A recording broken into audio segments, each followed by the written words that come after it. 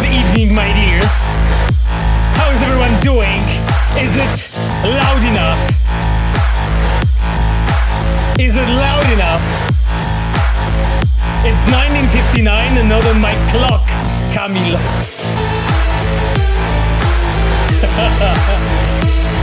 It was already 000 on the counter.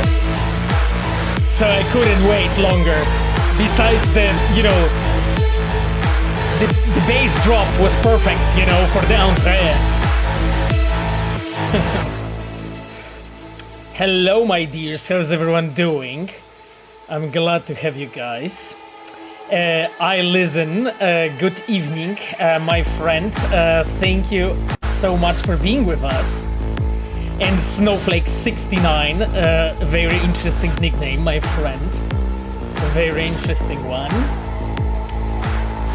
A rocker girlfriend, you finally made it. Oh, that's good. Good to have you. Good to have you. We have absolutely missed you. You know that.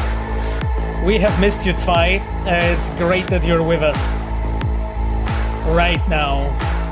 You feel special? I mean, all of you is special, I'm trying to greet each one of you separately when I recognize you, old friends. Joe Craig, thank you so much for your prime, my friend. It's really appreciated. Kida1910, hello. Night Tilt, happy Sasko Sunday. I hope it will be happy. As I said, on my tweet, a lot of action and, the best stealth in the Night City. So, hey, this is what you can get here.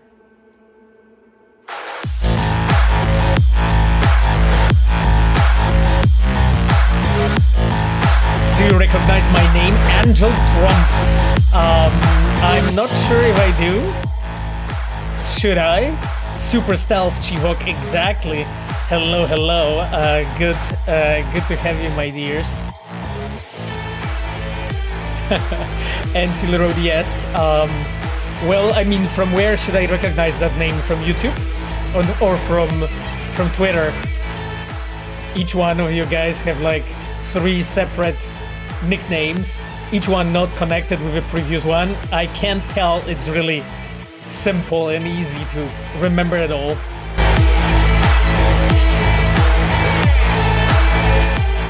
So, my dears, before we move on, because I see already questions, which is really cool. I wanted to greet our dear Reds and moderators that we have with us today. So, without further ado, let me actually switch to some banger music, because why not? My dears, without further ado, I wanted to mention a few of those that are with us.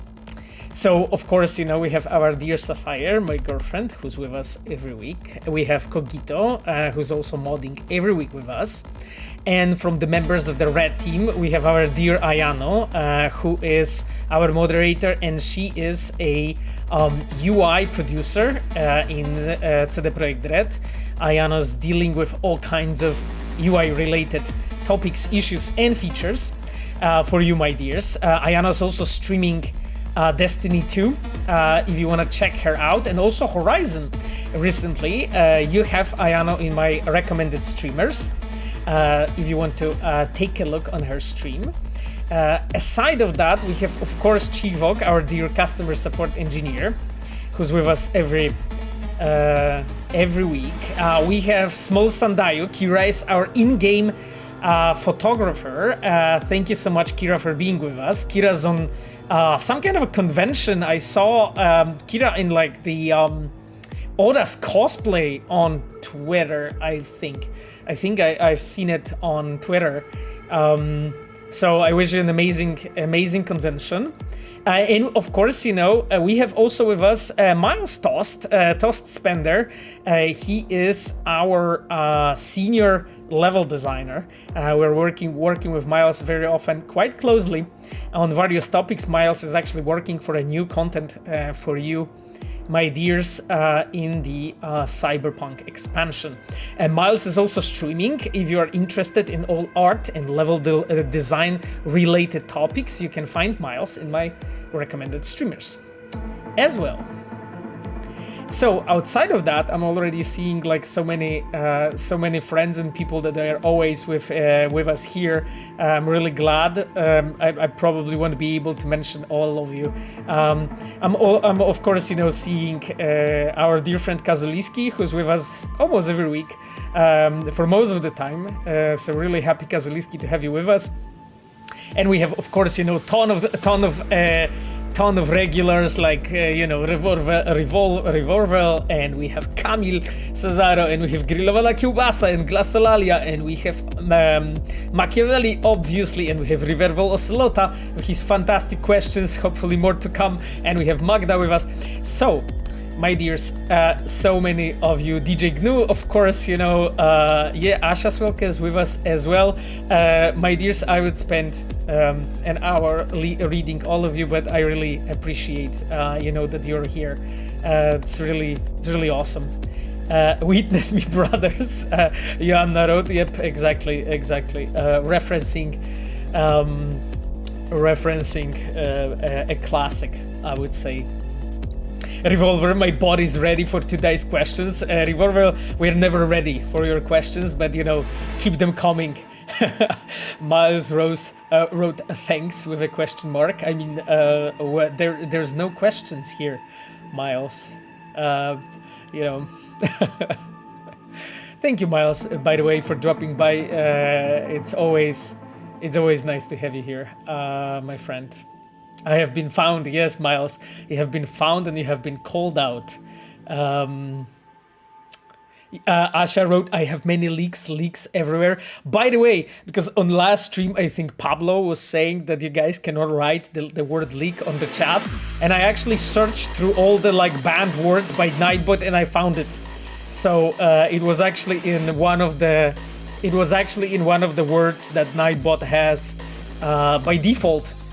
At least I think so, banned, but anyway, I managed to track it down and allow that word. So hey, you can say about leaks as much as you want, but of course we won't be discussing it. I'm only talking about the word itself.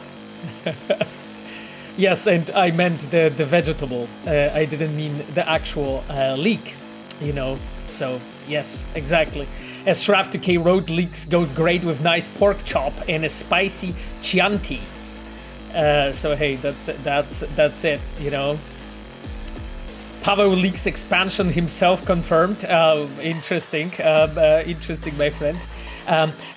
Ascalad, great that you're with us. Oh, that's Cyber Vesna, my dears. That's Cyber Vesna herself. Thank you so much, Cyber Vesna, to coming to the stream. Really appreciate that we have you. Mazina, nice that you have decided to drop by. So, my dears, I've already seen the question from Revolver Ocelota regarding all the upcoming events, but I didn't manage to read it. I'm thinking that maybe Revolver was asking if I'm going to restream it.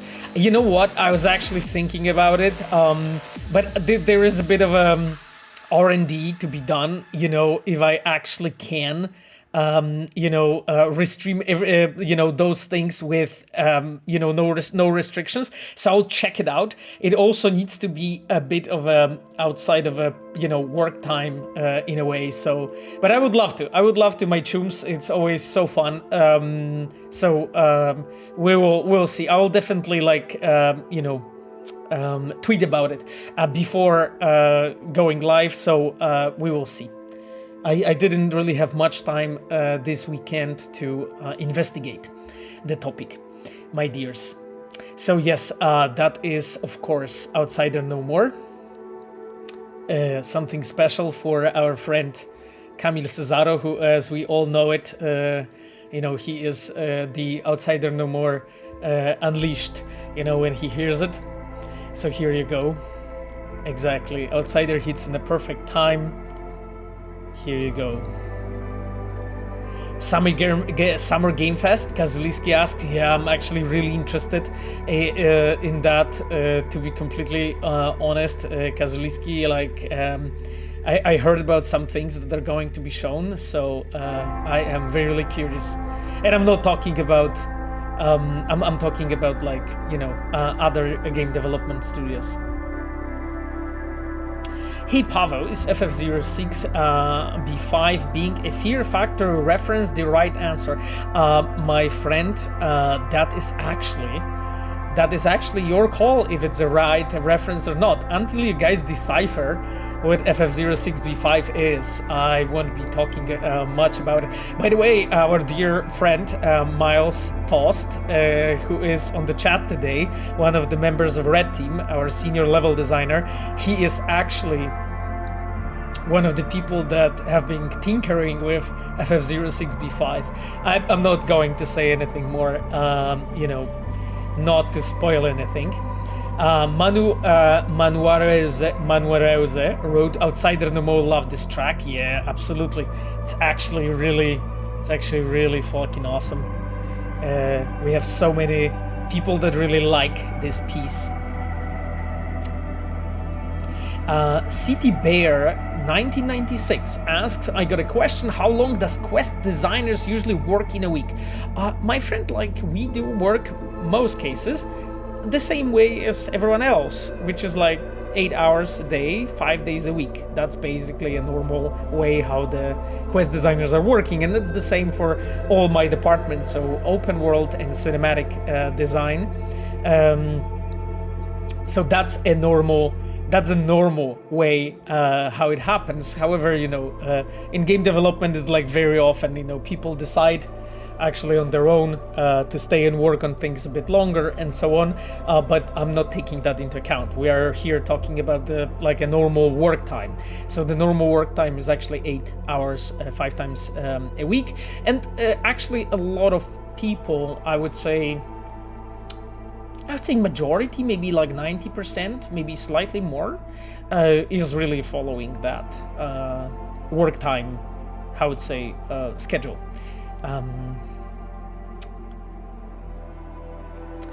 Pavel Saska, is the dancing windmill fast travel point reference to you in The Witcher 3? Hellfighter 34 asks.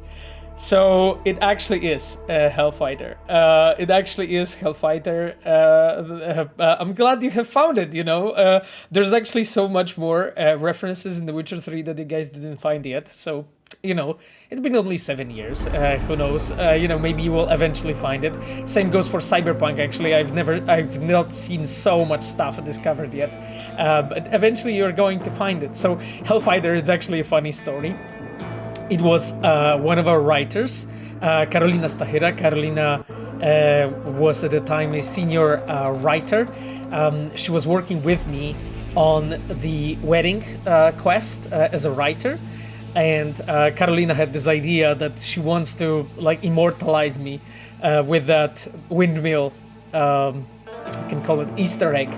So she has put it there. By the way, all the tombstones, that's also something I did together with Carolina in Blood and Wine. You know, we have put to the grave over like 78, 79 game developers.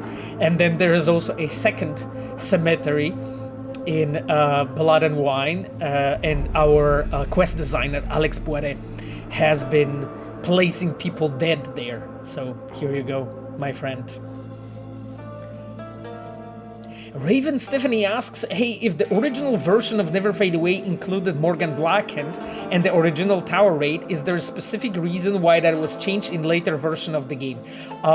Raven Stephanie, yes, there is a reason. I think we have left some clues in the game what happened and why. And there was actually lots of, I think, pretty decent theories already shared here on the stream by the players, why that's the case. I think I've actually seen something on Reddit, but I'm not 100% sure here. Because like I'm not able to read like absolutely everything that pops up on Reddit, even though I do read there quite a lot of things. So yeah, Raven Stephanie, I would say there is a reason, and we have tried to leave clues for you, guys. Why? Pavel Sasko bobblehead when? I don't know. I don't know. I hope so. I hope soon. I hope soon. That's as much as I want to say. Okay, my dears. I think I'm going to move on now, slowly into playing the game. You know, because there's the stream of questions started.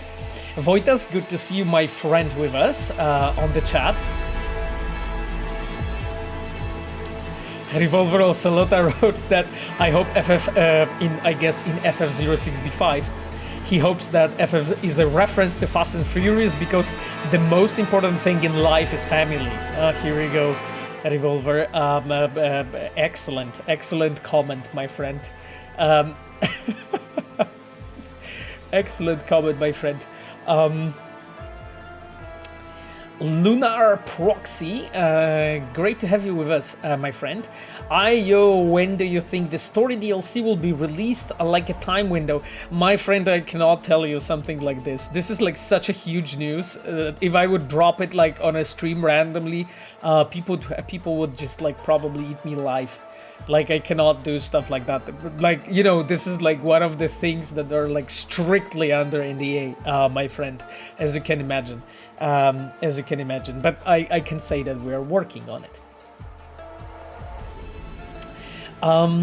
Science Fiction Person 101, interesting name. Can you elaborate on the difference between story director and narrative director? Yes, I can actually. So story director is a person who is now turning on the game when I'm answering your question. So story director is a person who is primarily responsible for directing the story and the story team. Narrative director is a person who is actually responsible for the whole narrative. Story actually in the game and the dialogues and like story team in the game is just a fracture of a storytelling that you're actually doing, you know, like look at the, you know, lots of different ways how the environmental storytelling is done in games, you know, like in our games, in other games actually, like we pay so much attention to environmental storytelling, and this is something that our environment art team is actually doing, you know, our artists and our level designers. This is something that they are building. So this is something out of the scope of a story director. This is something that narrative director is paying attention to. And of course, you know, primarily, you know, the art director is the one that is reviewing that kind of things. But when we are having reviews together, and our narrative director right now on Cyberpunk is Igor Sajinsky. Usually, like it's me, and then it's Igor, and then it's Tomek Marchewka, our associate story director, who are like reviewing the narrative content closely, you know, and I'm taking care of the quests, open world and cinematic. Tomek Marchewka of the whole things regarding the narrative in general when it comes to the story itself and dialogues, and Igor is making sure that it all comes together, I would say, as a cohesive thing, you know. And when it comes to the, for instance, like people who are reporting to the story director is the story team. People who are reporting to quest director is quest, open world and cinematic department. But actually, there is no really people or teams that are reporting to narrative director. Narrative director is more like overseeing what's happening. He is in Agile having a role that we call a PO, which is a product owner. And those of you that may actually have heard before about the product owners may know actually what kind of position that is. And my dears, I already switched to the game, and as last time, you guys are not seeing the game, but this time this is not a boomer moment, and I actually realized that. So I will now switch to yes. I will now switch to the game, And here you have it. It's actually working. Yes, you're laughing, Ensfield, over the boomer moment. That's actually that actually happens to me more often than I would want. Yes, city center. Exactly, Rocker Girlfriend. This is where we are right now. I will now mute the music because we are switching to the game, and let me actually go to settings because the game is muted right now, so I won't have overlapping audio. I think as you can see, you can probably hear everything. I hope so. Thank you. Okay then, my dears, I think that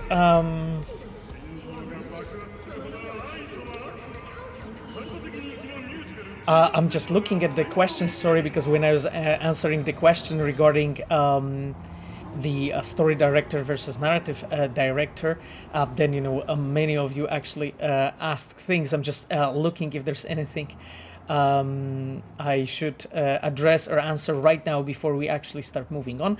Romulus, nice to see you, my friend, on the chat with us.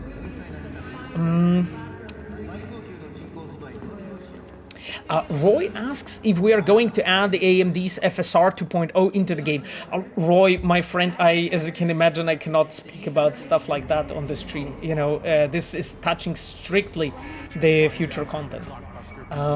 So I cannot really comment on this. Like, we are aware of the topic. That's as much as I can add. How many clues and Easter eggs have been undiscovered on the Ebunike? Oh, on the Ebunike itself. I think that actually, like, a lot of it has been discovered. It's just like a lot of people just simply miss it, you know, because there's a ton of things there. So I think it's just a lot of people miss it and simply don't know that it's there. But I think most of it has been discovered. Director of Road Wetness.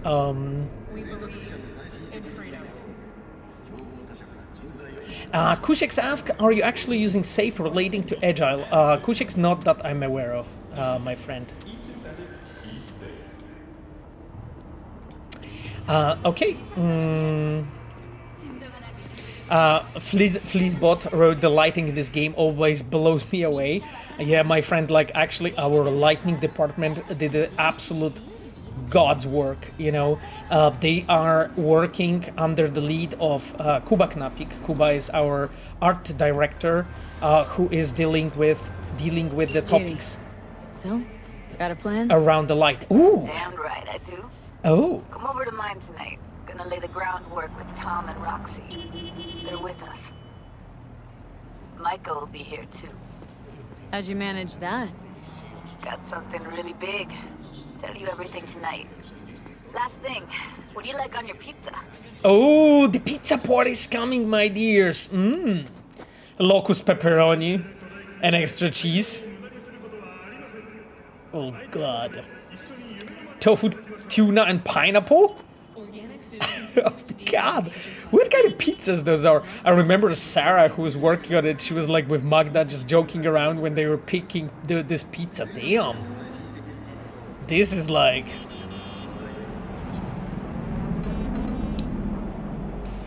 Snowflakes asks, can we expect any big patches before the expansion? My friend, again, it's a question related to the future content, so as you can imagine, I cannot be sharing stuff like that on the stream, my friend. When we'll be ready, we'll talk about it, okay? Don't make Judy wait too long, you monster. Okay, thanks. Pick the first option, please. Artichoke in avocado flavor. Oh God, and this requires cool. Don't like pizza. Locust pepperoni. Locust pepperoni. And lots of extra cheese. Atta girl. So, I'll see you come evening? Okay, I think Judy was like kinda happy about it. You gonna tell me this big secret of yours? Figured out how to tweak behavioral chips. Turn dolls into fighters. Sounds like my kind of plan. We'll go over the specifics tonight. You're coming, right? Yeah, it's Wyong choice, Kubowski roast. I mean, why? You know, we'll enjoy some Locos pizza. Need to think about it. I will be there. Okay. Of course I'll be there. Talking about the revolution. Okay, my chums, I think I'm going to do, because we have some 2 cyberpsychos here. We have 3 gigs around, and then we will move on, because we're trying to 100% the game and the side content, and holy hell, it's like, well, there's like a lot of it still, you know, to do.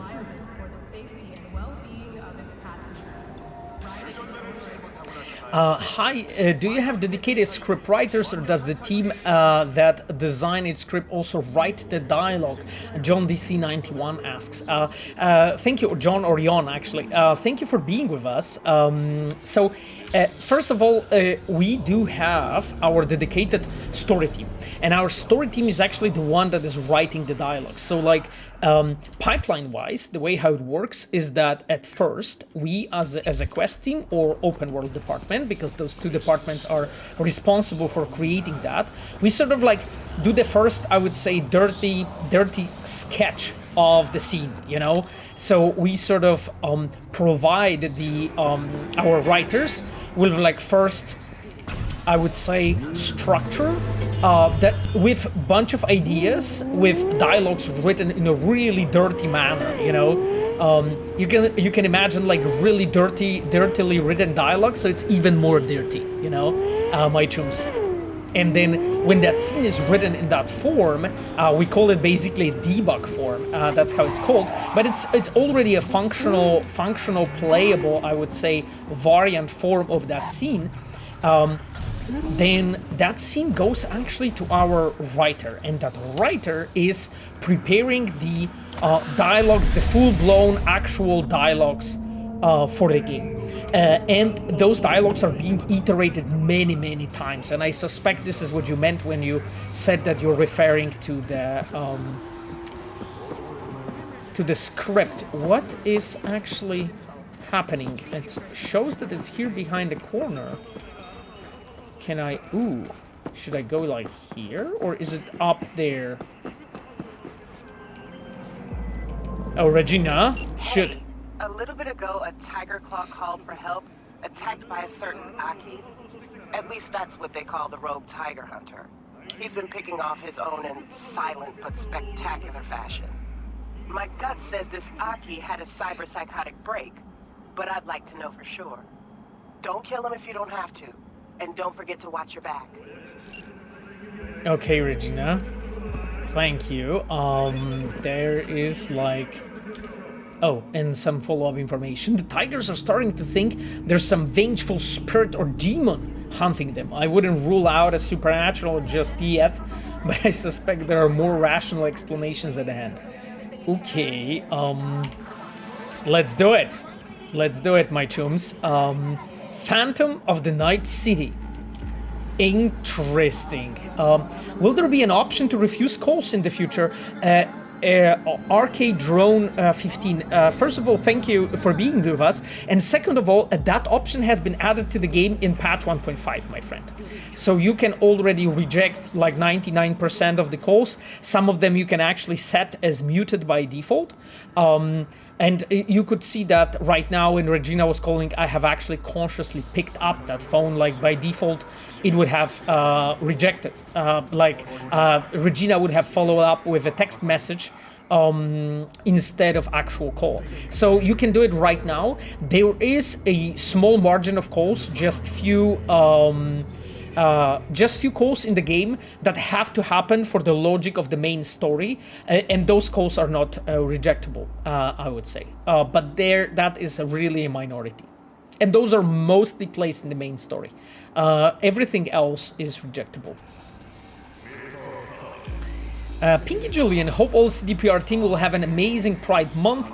Thanks again for including diversity in the game as much as you could. Thank you so much, Pinky. Machiavelli wrote nice parking. What's wrong with my parking, my friend? What's wrong? What's wrong? Romulus, do you still remember Johnny's onsen appearance? No, Romulus, I don't think I know what you are referring to, my friend. I'm sorry. So cannot tell, really. Okay, my dears, let's move on. Let's move on. More NDA loot, please. Revolver, in the reciprocate, how do you rate tutorials in The Witcher 3 and Cyberpunk? Some people criticize The Witcher 3 in particular, then instead of teaching the player mechanics in an organic way, just put a lot of text in frames and it could have been solved better. Revolver, I have to admit that we haven't been too happy with the way how the tutorials have been solved in The Witcher 3, and that's why when we've been when we started working on Cyberpunk, like one of the ways was like that we really wanted to make sure that actually those tutorials are done in a much more organic way in Cyberpunk. And there was a time, and this is a bit of a behind-the-scenes story, so why not?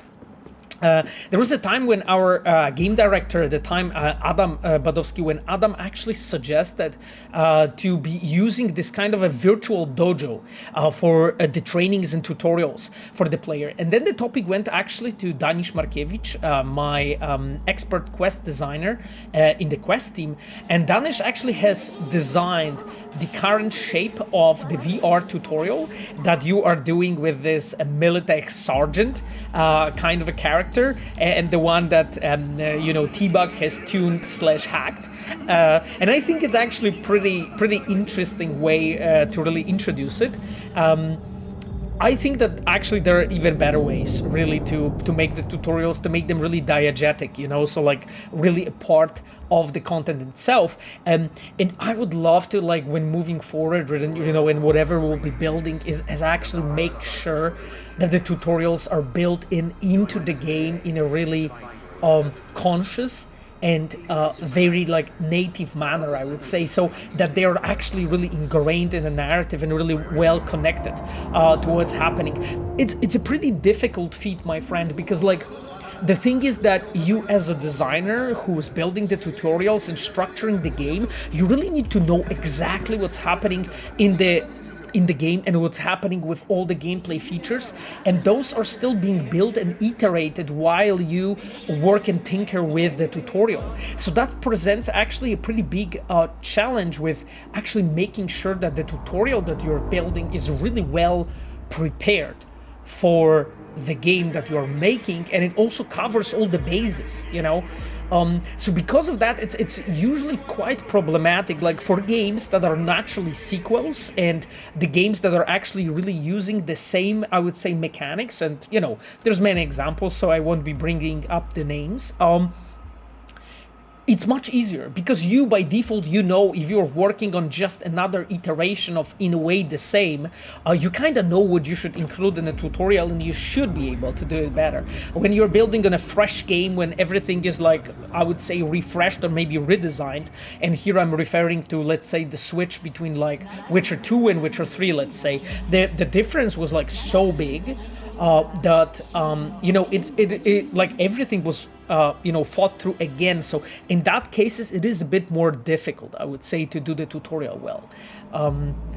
Anyway, my dears, I think I'm going to move on with our quest. Let me actually take a look if there's anything on the chat I need to address.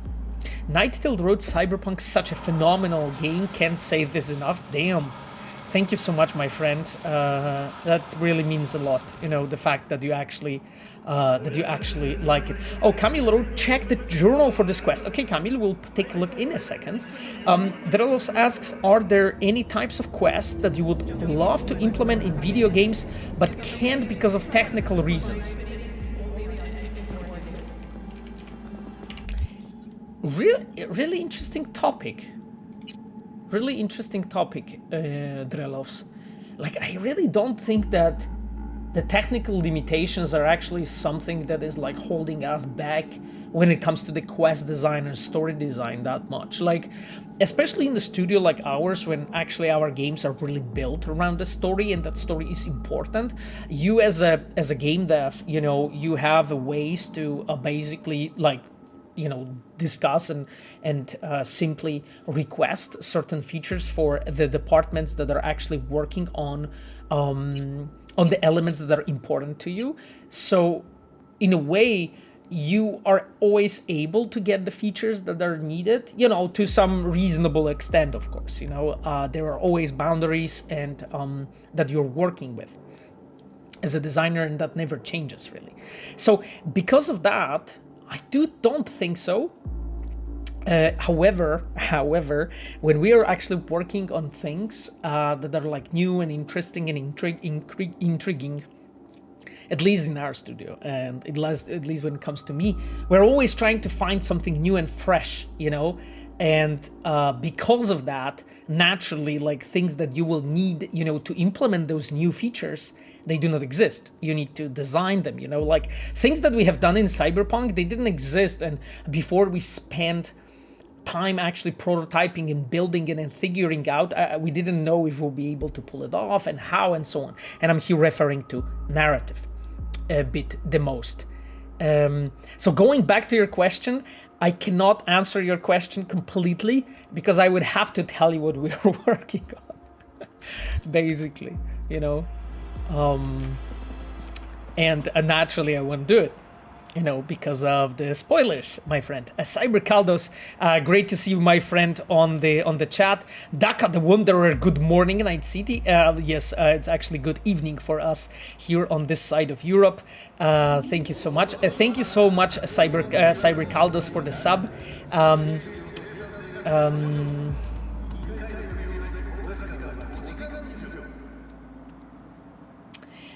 Okay, my dears, I actually, let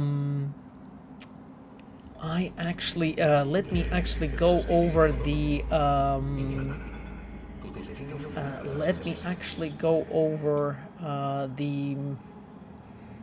chat really quickly.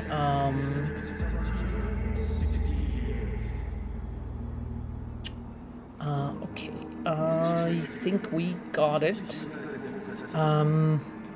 Is there anything else that I should actually address, my chums?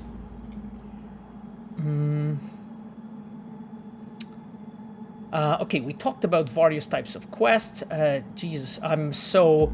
thank you for your answer, Pavel Drelovs. No problem. I'm actually so much behind of the chat.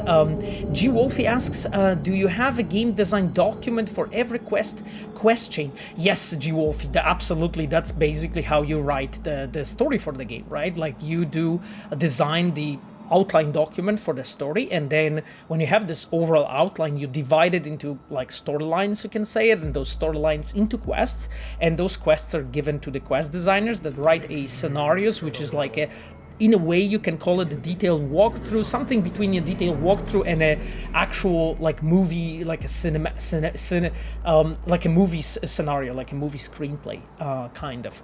And this is where we actually iterate and review those quests first on the base of those documents, and only then you move on to the implementation. Albatrax asks, how are the DLCs coming, Pavel? I mean, Albatrax, my friend, I cannot, as you can say, much about the DLCs, you know, the same way as it was about 1.5 before, and 1.3 before, and 1.2 before, so as you can imagine, but thank you for your question. Exported screenplays is what they are called, right? Romulus said. I mean, I guess you could say so, Romulus. Exported screenplays are actual screenplays from the scenes, you know, Romulus. And I'm referring right now to quest scenarios, so like a level higher. You know, you are already referring to exported dialogue, you know, and I'm referring to a scenario, you know, itself. So like a detailed walkthrough, not the dialogue, you know. Oh God. You guys are I don't know anything about the patch that you were supposedly mentioning on the chat. You guys know me, and I cannot say anything. You know, I really love my job and what I'm doing, and I want to build more games for you guys. If I will be sharing things like that on the chat, I won't be a quest director, but as we talked, a former quest director or a fired quest director. So here we go.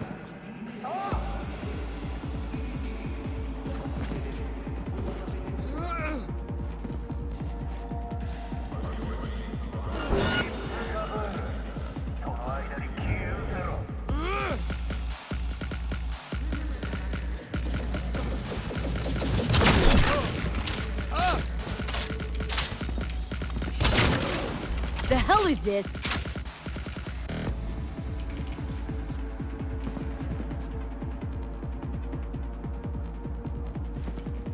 Pavel is just a guy with an internet connection after all. Exactly, Pinky Julian. This person ran off.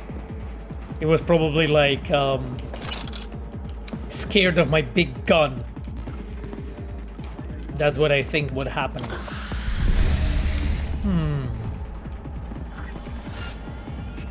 Tough heck.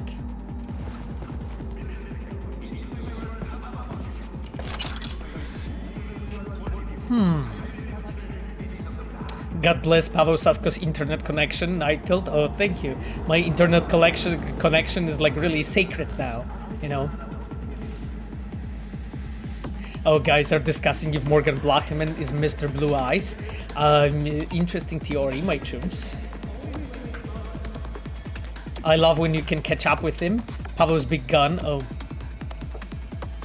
Somberful asks, is expansion just 2023 or Q1? I mean, no comment about that, my dear friend.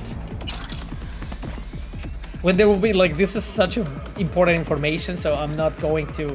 I'm sorry, but I'm not going to get into like the details regarding, you know, the expansion release and stuff. The gun is too slow for the ninja of the Night City. What new game mechanics from recent games has made you excited? A very cool question, I have to say, Drelovs. There's actually a bunch of things, I think. But what made me excited?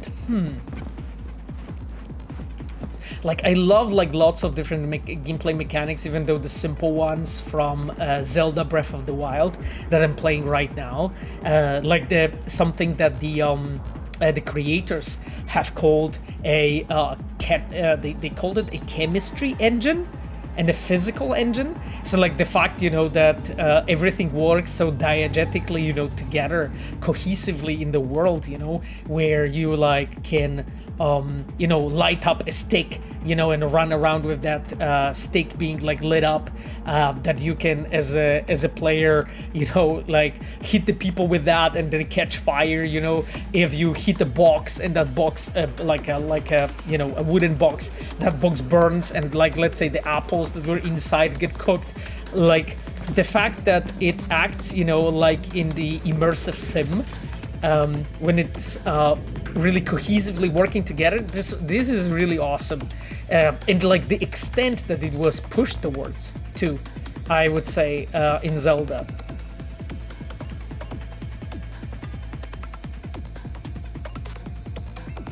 I'm thinking about like any other like completely new mechanics that I have seen. I mean, you could make a point that, you know, the Death Stranding had a bit of new mechanics, but that's the thing. Did it make me excited? I mean, it made me impressed. I would say. But I don't think it falls into category of me being excited about this, really specifically. Like, you know, there were things, you know, that I've seen in like even smaller indie games, like in Fez, for instance. I know, did any of you played Fez actually? I hope you guys know what Fez is. It's absolutely unique, wonderful, small. Yeah, exactly. Fez is the classic. Yeah, exactly. Thank you so much, Somberful, for the sub, for the Prime. Yeah, Fez is amazing. Like, I actually loved, like, you know, Darkest Dungeon, for instance, and mechanics there. But that's the thing, like, I think this is what made me excited. Just, it's not really that easy to find nowadays, you know, completely new things that really made me excited, because, like, I could bring up so many different things, but they were all seen in different places already. Death Tiger Claw Ganger, unresponsive, no pulse, body sustained severe injuries from a sharp-edged weapon. Okay. It's probably the same. Okay.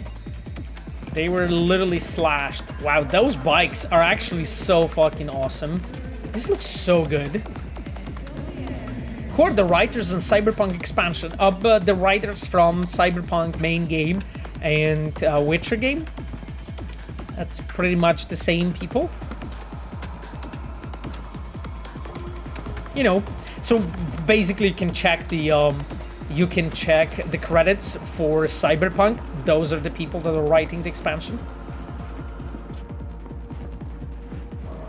Also, like, some of them do overlap from The Witcher 3 as well, but that's true also for Cyberpunk in general. Oh, wow. That's like a lengthy message. Arcade conversation between Norio Akuhara and Dr. Caroline Thevenas. Let me actually read this message out, my dears, because I'm curious, and then I'll jump back to your questions. There's so many of them on the chat at this point. I'm glad you guys are I'm asking questions. But I need to keep playing, you know, because otherwise we won't move an inch forward. Archive conversation by Norio Akuhara and Dr. Caroline Theveras. What about the blockouts, the gaps in your memory? You're not sounding much better. Actually, you sound a bit worse. No, it wasn't memory loss. I freed my consciousness now, while then I was somehow shut off, not present. I had to test our people, for they had stopped being present as well. They can sense the killing, the murderous intentions in the air. What sort of test? And why is there blood on Nakugava? What's going on? I read about the Saki test. I wanted to see if Sarah's and Julia's death could have been avoided. Okay, and what's this test? Did everyone's pass? You have to sense your approaching doom and react accordingly. Unfortunately, none have passed the test so far, so I think I found the cause for all of my suffering. But I still hope, and I will continue my tests. You killed people for your own gang? Norio, put the books down and take your meds! Damn. Midlay wrote, it's like I'm there. Oh yeah, thank you so much. It's just an absolute, you know, the absolute immersion. We are playing a Cyberpunk 2077 Absolute Immersion Edition. That's basically what it is. Cybercaldos asks what happened on Twitter. I uploaded yesterday and see you mentioned a Destiny's developer. Sorry, I'm far behind news lately. Oh, it was just basically on the you know, on the side of the Destiny. There were some hateful messages basically sent to devs again from the who were actually active, I would say, in public space after, you know, recent changes and updates to the Destiny, and people were just asking questions and stuff, and that person, you know, has been like almost bullied out of the Twitter, and then, you know, the Destiny community managers and people actually stood up and like spoken about it. So that was basically just, in a way, yet another situation when devs were, in a way,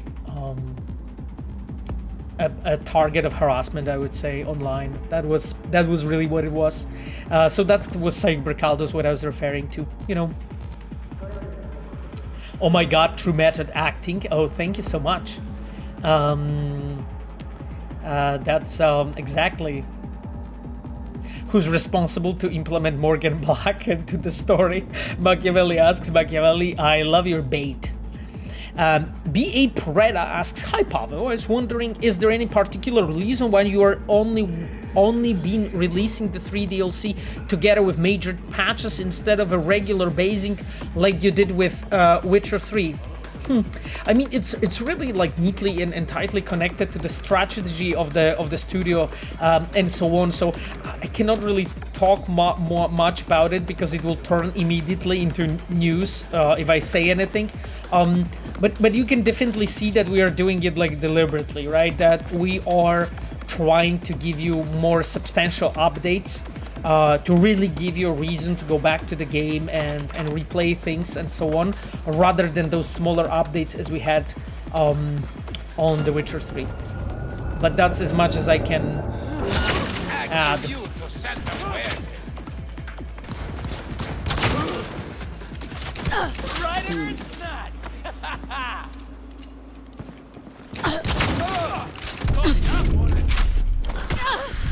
Bleeding like a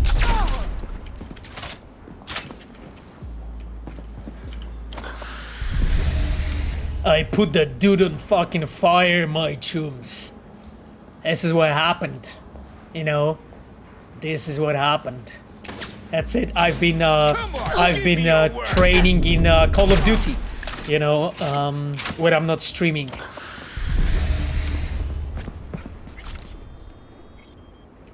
Here you go, you know. I posted Destiny with a heart. Yeah, exactly. Did you ever thought of adding third-person cutscenes into the game? Snowflakes asks. Not really, my friend. Like we have been.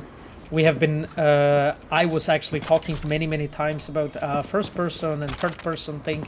So I don't really feel that there's much new things that I could add to what was already said. I can maybe just conclude with like one sentence being like, we had like a plan how we want to do it and we pretty much executed on that plan. So there is a combat music playing, my dears. But okay, because I think like these tunes are fine. These balls are very interesting, I have to say. Okay, well, give me all your stuff. Ooh, Julia Lee and Norio Akuhara. My dears, another beat of the story. I'm really excited to check it out. Let me actually check what's happening. Wasn't an up with the new boss today. His skills leave a lot to be desired compared to Soda's virtuosity. Job wasn't clear at all. Took a couple cuts to finish off some of the 6th Streeters. Painful to watch. Why didn't you help him? I know you could have finished him off before he even managed to draw his blade. Wanted to give him a chance to prove himself. Maybe it's good to got some practice, so does always meant that the top priority. Yeah, but he ruined the shirt you gave me. Besides, I don't feel any kinship with him. Don't worry, you'll get a new shirt for our new life away from this failing gang. Thinking your shirt will come easier than a new life, but I guess we'll see. Sure hope I'm wrong. Tough, though ever since I started working on my Zen, my insights have been much stronger. Oh, here you go. Okay, my dear, I just leave you be, Norio. You know, I'll just leave you be, Norio. I'm not going to kill you, because this is what I was asked. Pablo asks, Pablo, before the premiere, one of the developers said that if players want to tune any modify the car, CDPR will consider creating such an option. You think it's still true? I can. I'm sorry, Pablo, but I can't understand fully the question. If players want to tune and modify the car, oh, you're simply referring to the car customization. CDPR will consider creating such an option. You think it's still true, Pablo? Like, I really like your questions, Pablo, but you're fishing for information about the future updates, so I'm not going to say anything. My dear friend, I cannot really comment on what that person said, the developer. I'm actually not even aware of it being phrased like this, the way you said it. That needs to be enough as a comment, okay, my friend. I hope that's enough. Evgeny Sart wrote real voice. Oh, thank you, Evgeny. Drelos asks a spicy question. What part of Cyberpunk do you really hate, besides dying? I don't think that there's a part of the game that I really hate. Is there part of the game that I really hate? Actually, I don't think so, my friend, you know? I don't think so. Like, I know that this answer is not like probably satisfying your, like, you know, how to say it, interest, or like, you know, it's probably not satisfactory answer for you. That's what I meant. But I do really, I don't think there's really a part that I hate. Like, there are parts that I think like should be improved, and those are the things that we've been touching in the major like past patches in 1.2, 1.3, 1.5, all the smaller ones too. Is there a part that I really hate?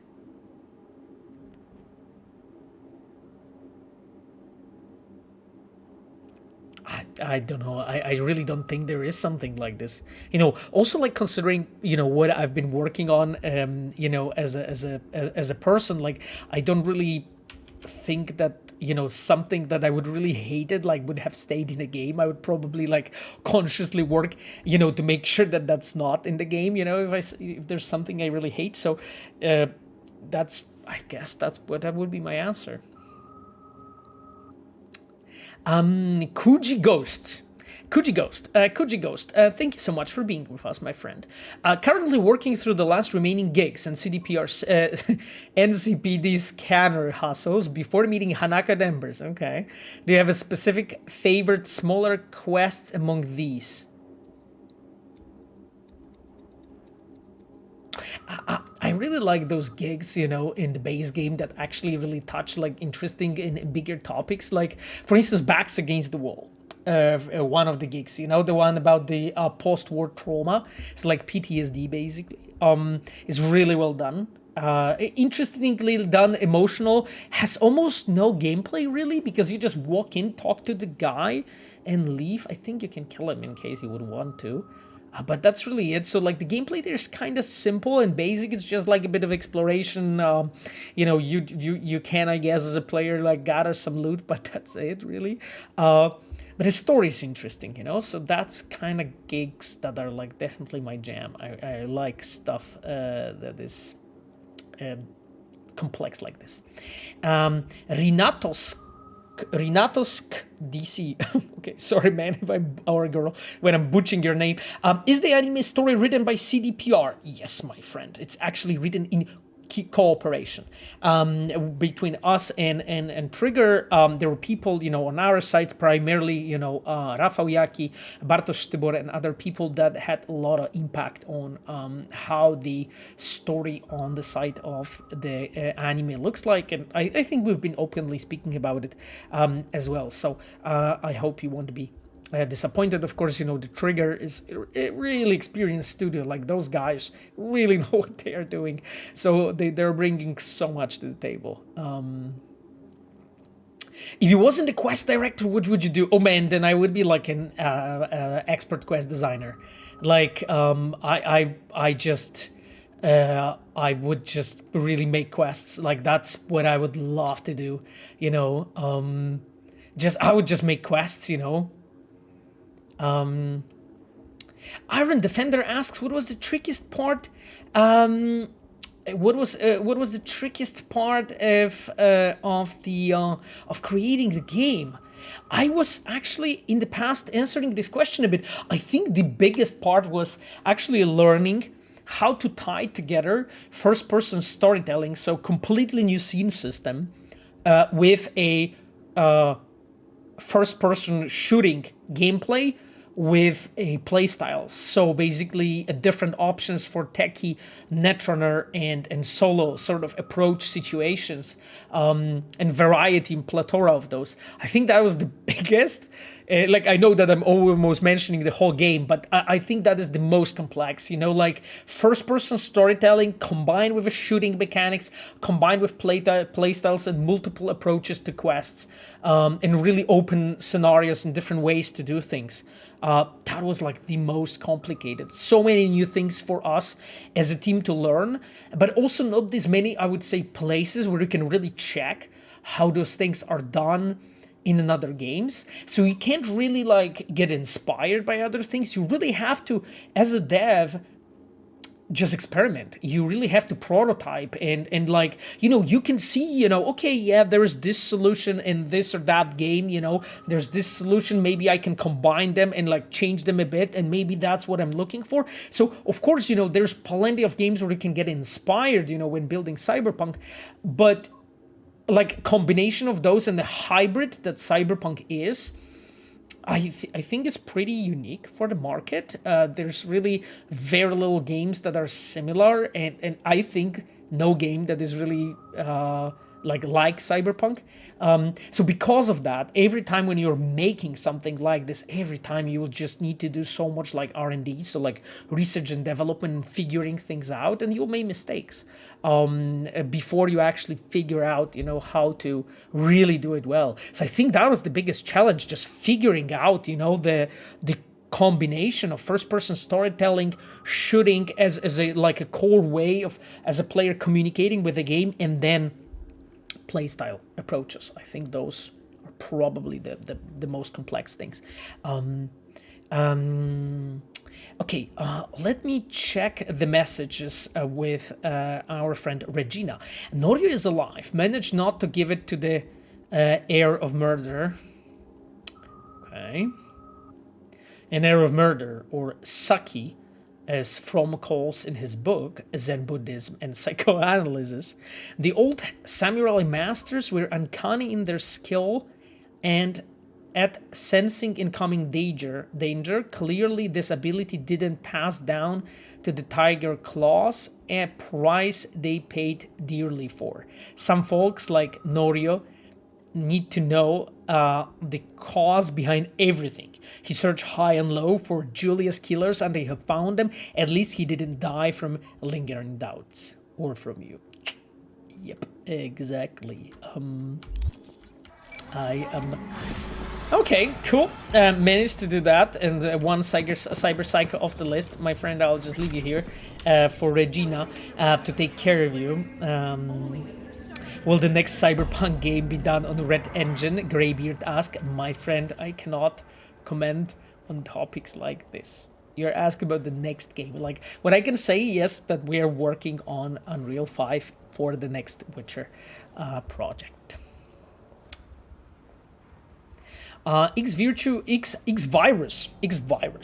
writes, I'd like to say that I love the game overall, didn't have much problems with its release. If I could give a criticism, I would say a bit boring skill system.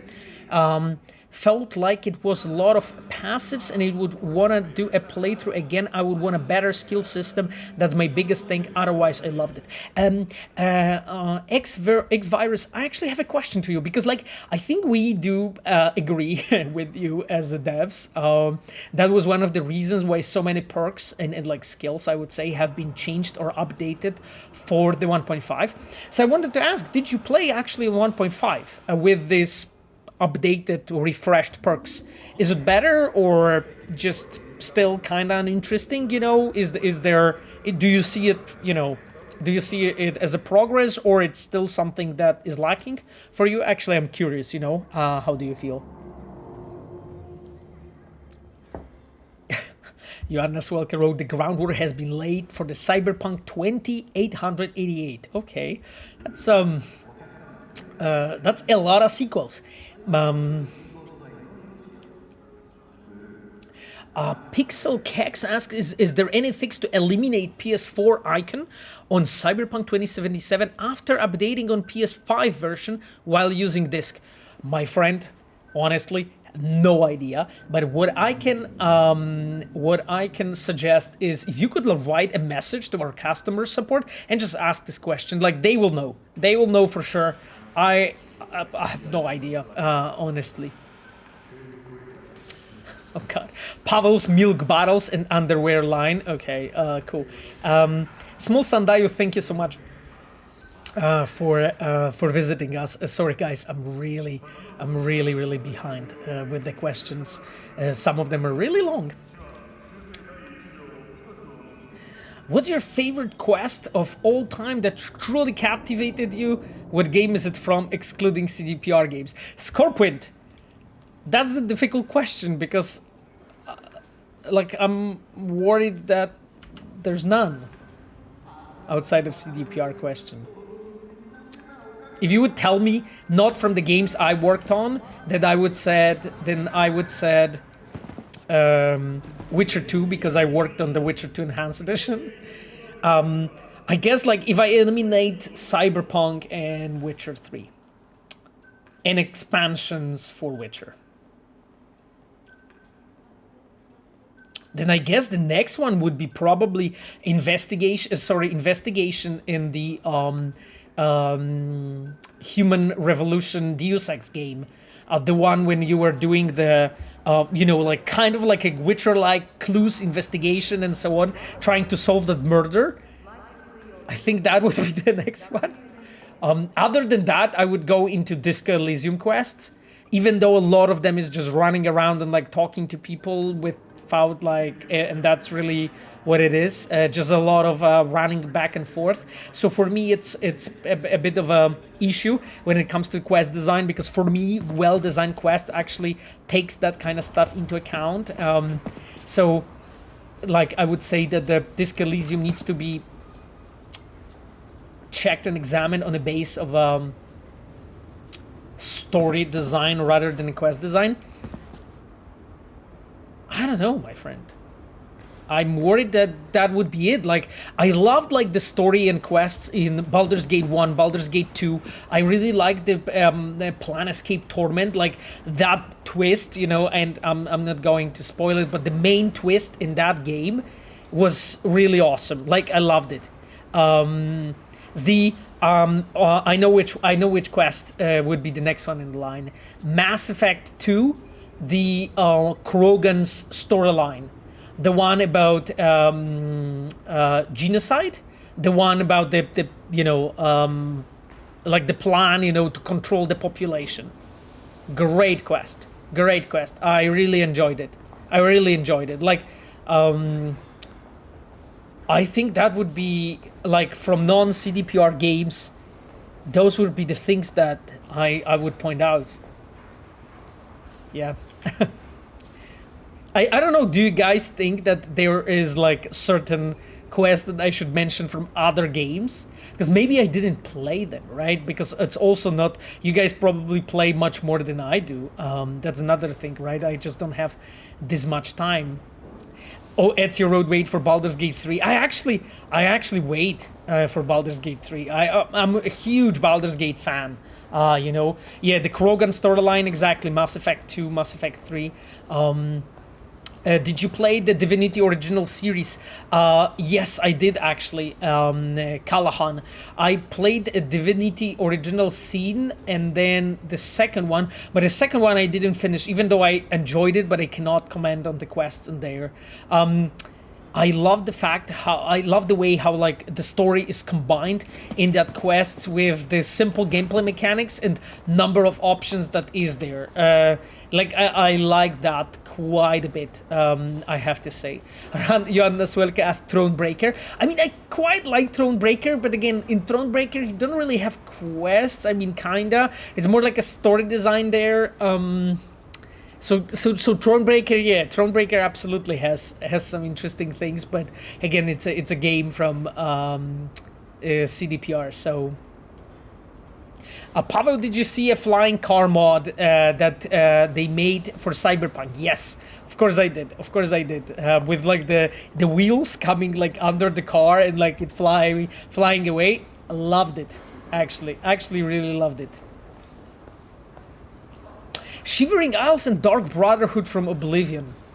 I played those quests in Devil, and they didn't really stick to my mind. Hades, did you play Dragon Age Origin? Absolutely. I really loved Dragon Age Origin. From all the Dragon Age games, actually the first one, so the Origin, the Origin was the first one, right? I believe so. I loved the first Dragon Age. I think the quest when you have this trial at the church or in that like big building was great one. It was a bit of a political fantasy fiction, but totally loved it. Yeah, Kingdom Come Deliverance, I completely agree with you, Machiavelli. From a standpoint of like RPG, reactiveness, AI, very cool stuff in that game. But I actually know it mostly from the people that actually worked in it. Sarah Norm asked, Life is Strange. Yes, I played first two Life is Strange games. I loved the most the first one. Didn't play yet the third one though, so can't tell, you know.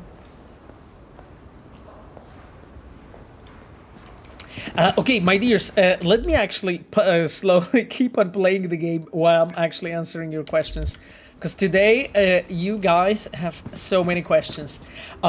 Lead CS asks, hey Pavo, do you think it might be good to implement scripted radio songs after the end of some missions? Interesting question. I ended one of Panam's missions on my first playthrough and got into the car with the song So It Goes, and it was so perfect that I thought it was scripted, but it didn't happen my second playthrough, so yeah, it showed me it was a coincidence. Lead CS, actually, so did you actually finish the game, and how much time do you have put into the game at this point? I'm just asking, I'm not saying it to check you in any way, because like actually what you're saying is implemented in the game in some form. It's not exactly the way you said it, because it's not after the quest, but it is. There is numerous places in the game when we play a certain song specifically for a certain moment. When you're getting into the cars and when you are with NPCs and so on. Sometimes we pick a certain radio station that we want to play from a range that is there because we know that it thematically fits. But sometimes it is a specific song, Lead CS. So that's why I'm asking, you know, because like we do have it in some form, and I'm really glad that for you So It Goes worked so well, you know, in that specific moment. I think there is a value in making it, we call it like in, you know, in storytelling terms, in game design terms, we called it emergent gameplay systems. I think there is a value in keeping it dynamic and completely scripted, so that as a player you can have this amazing moment. I remember like one of the cases when when I was playing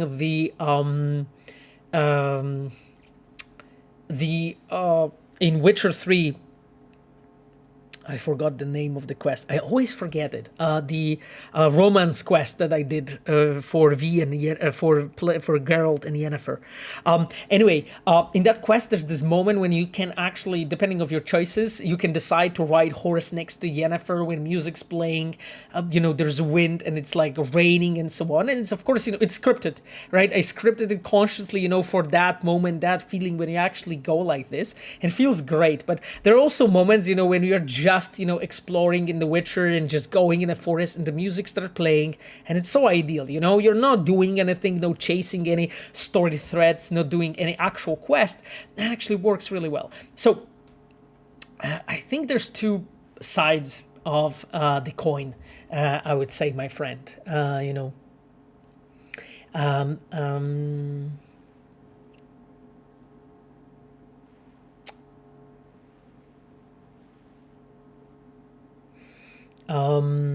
Okay.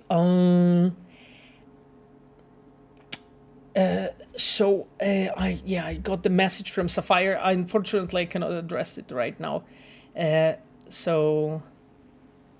I will just move on. Oh, CTSG, Death Stranding style. Thank you, CTSG, for coming over to the stream. What's the process of adding Easter eggs in the game? Is it randomly put, or does Easter eggs never need to be approved?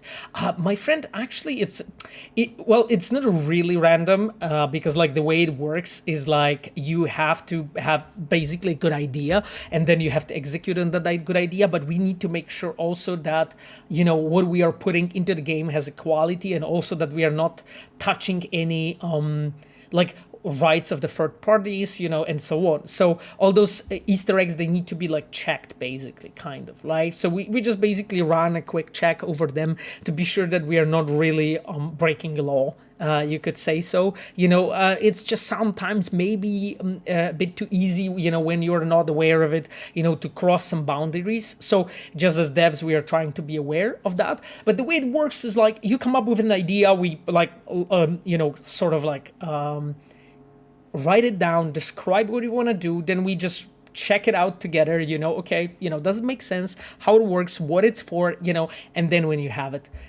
then you can just go and implement it, when you have some time to do so. So that's the way how it works, not normally,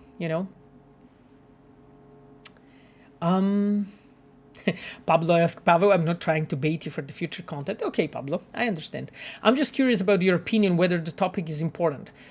I mean, I guess it is, I guess it is important. The topic's complex, Pablo, As was the case with the subway, where you admitted that this is not something you consider essential for Cyberpunk, and that you can consider in the next part of the game. Pablo, I mean, even though I completely understand your statement, and it makes sense, actually, makes a lot of sense. I really don't have much more to add, my friend. Like, do I consider like car customizing an essential experience for Cyberpunk? I mean, looking at the at the players and so on, there's so many people that played the game and really enjoyed it, and the core of it, which is like the story, the characters, and being in the world and building their own character, that they don't really think, that it's that essential.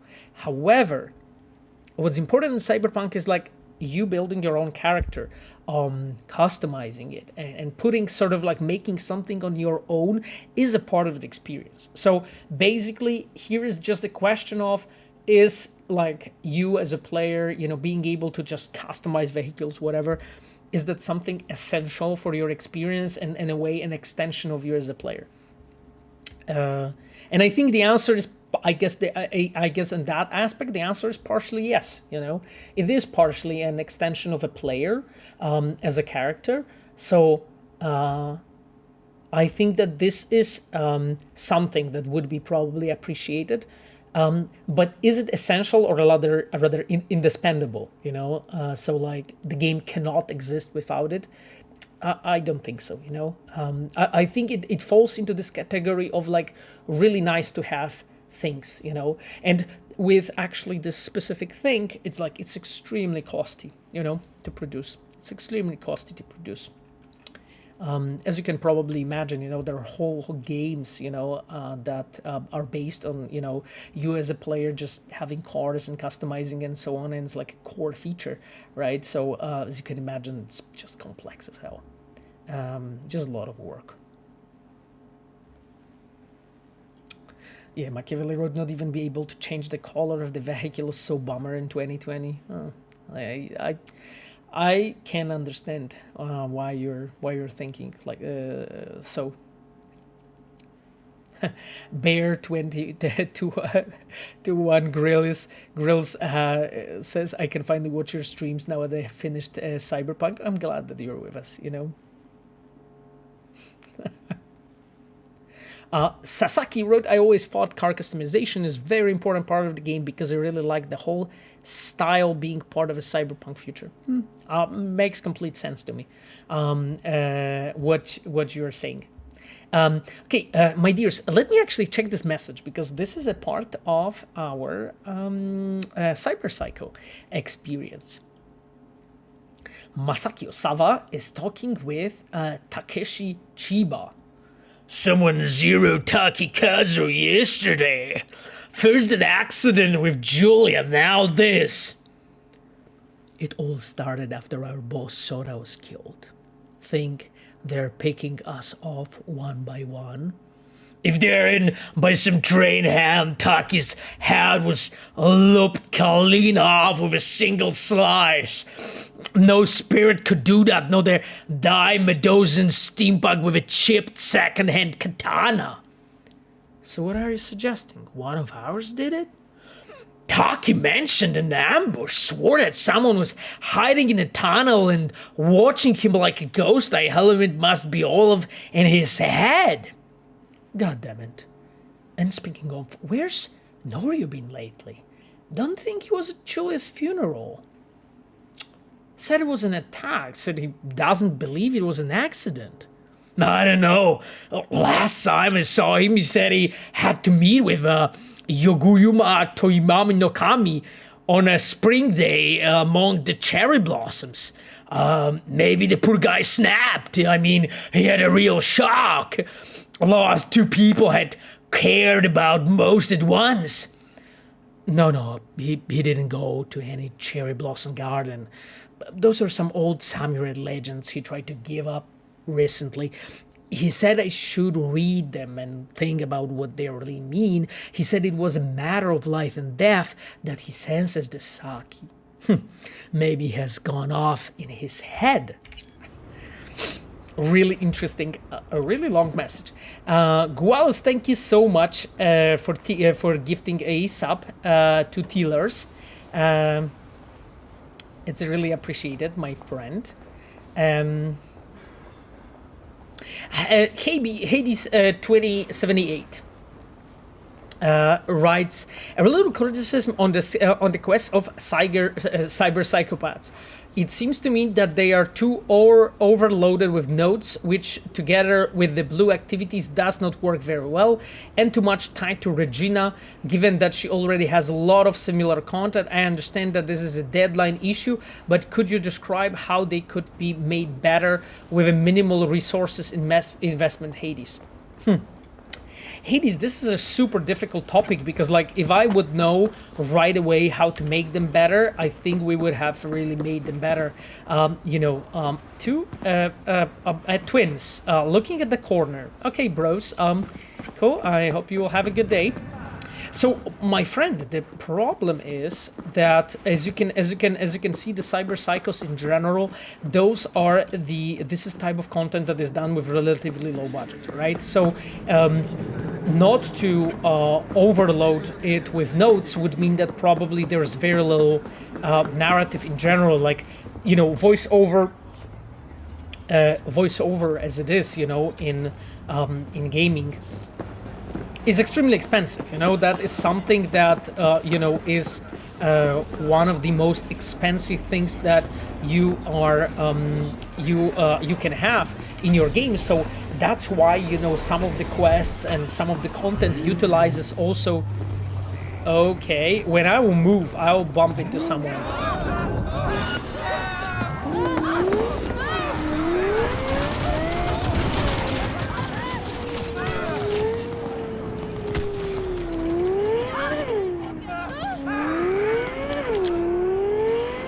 So, going back to the topic, my friend, this is type of content that is made with actually relatively low budget, and the thing is that the simplest possible way to improve what is already there would be to, my friend, in a way, get rid of part of those nodes. Maybe, of course, disconnect it a bit more. Oops, that's not the right way. Disconnect it a bit from Regina, to make sure that, as you mentioned, this is not a similar content. Ooh, I think it's below me.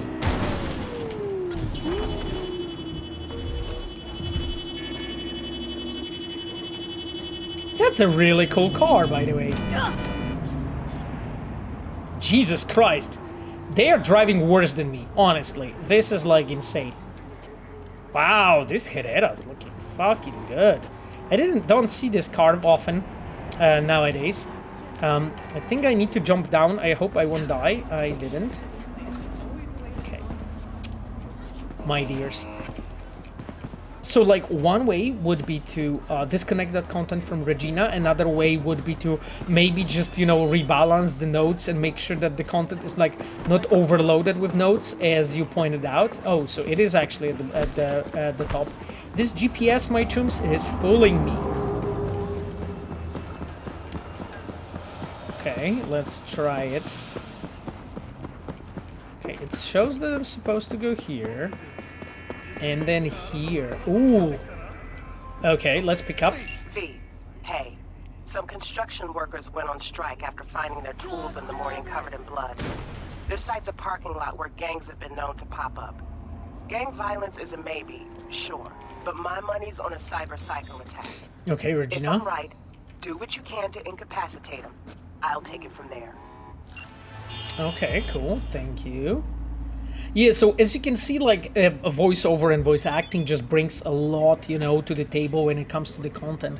So that's why it's like the simplest way, you know, to actually like make those cyberpsychos much better would be to move some of that narrative value that is added in the notes to the actual scenes, you know. But that would mean that you have to like vastly invest into voiceovers, and also that would completely change it when it comes to the production reality, because please remember that all the voiceover you have to actually record much ahead before in the production before you actually are able to write a notes, you know, and things like that, and shards and you know, notes like in The Witcher and so on. So normally, you know, how it works in the games is like at first you as a player, as a designer, you are at first, you know, doing everything scene related, voiceover related, and then you record it, and afterwards then you write all the written materials, you know, and add to the narrative that you have already prepared. So if that would be moved to the scenes, that would mean that everything has to be done much earlier, which is of course, you know, an issue, because in most cases the people that have been working on and have been occupied in the main quests or side quests or maybe gigs, you know. So this is not really that simple to actually tackle, as you can imagine, this problem. Kushix asks Pavel a question about the requirements for the game. I'm wondering who's creating them from the top to bottom. Requirements for the game overall, requirements for the mechanics. Also, how do you cooperate, sync with other teams, departments, so the content game is consistent? Do you create tasks in other teams' backlog? Do you have some PI demo where you present delivered work? Kushik's really huge comment, my friend, and it will take me quite a lot to answer.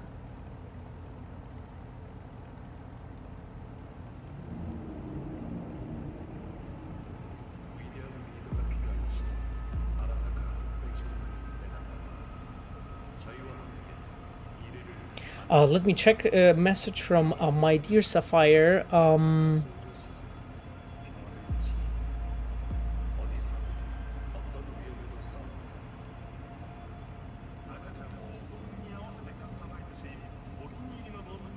Okay, my dears, let's move on.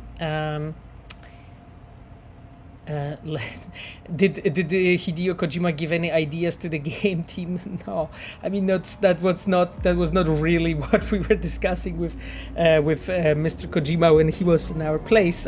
So as you can imagine. But thank you for your comment. Regina wrote, scavs sometimes come here to sell their victims' implants. Maybe a deal didn't go smoothly and one of the scavs got a little carried away. Okay. I think the cyberpsychos below us, so we are going to check it out.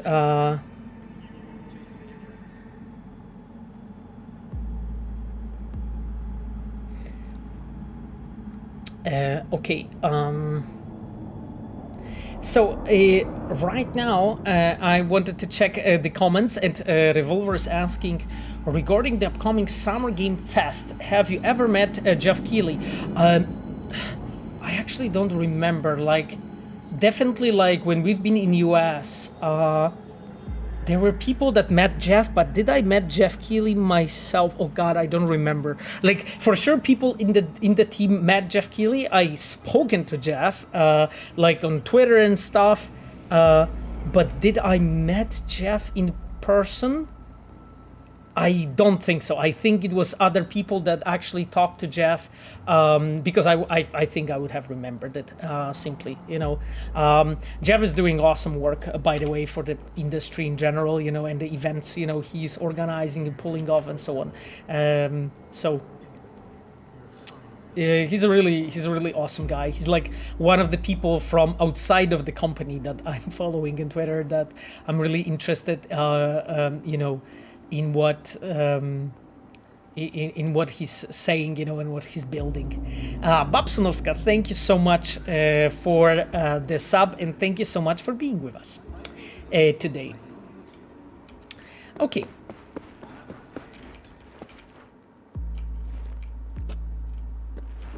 Oh, I think that was the car that hit the wall here.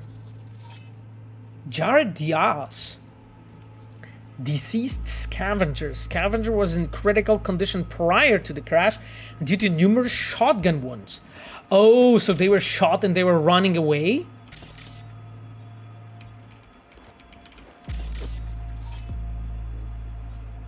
Okay, so there's Alexandre and Jared. Okay, bros.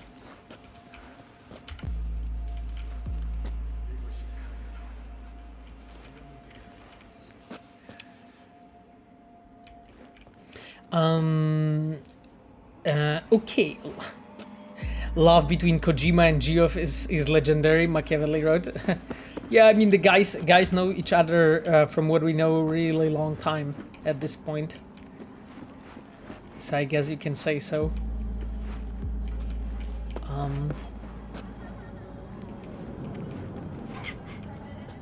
This place look like dangerous.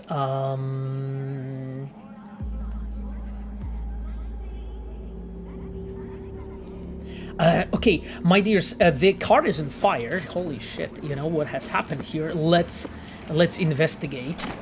Let's investigate. Okay, getting those. Damn it. Yeah, and here you can actually see an example of how you build an impression, you know, before the actual, you know, moment of like facing the danger starts, you know. There are like destroyed cars, blood, you know, like people on the way before I actually get there. So as a player, I'm in a correct, like I would say, mind space, you know, for facing the danger.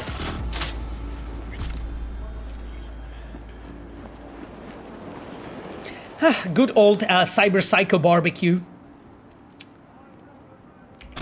Cool. I think I'm slightly too OP.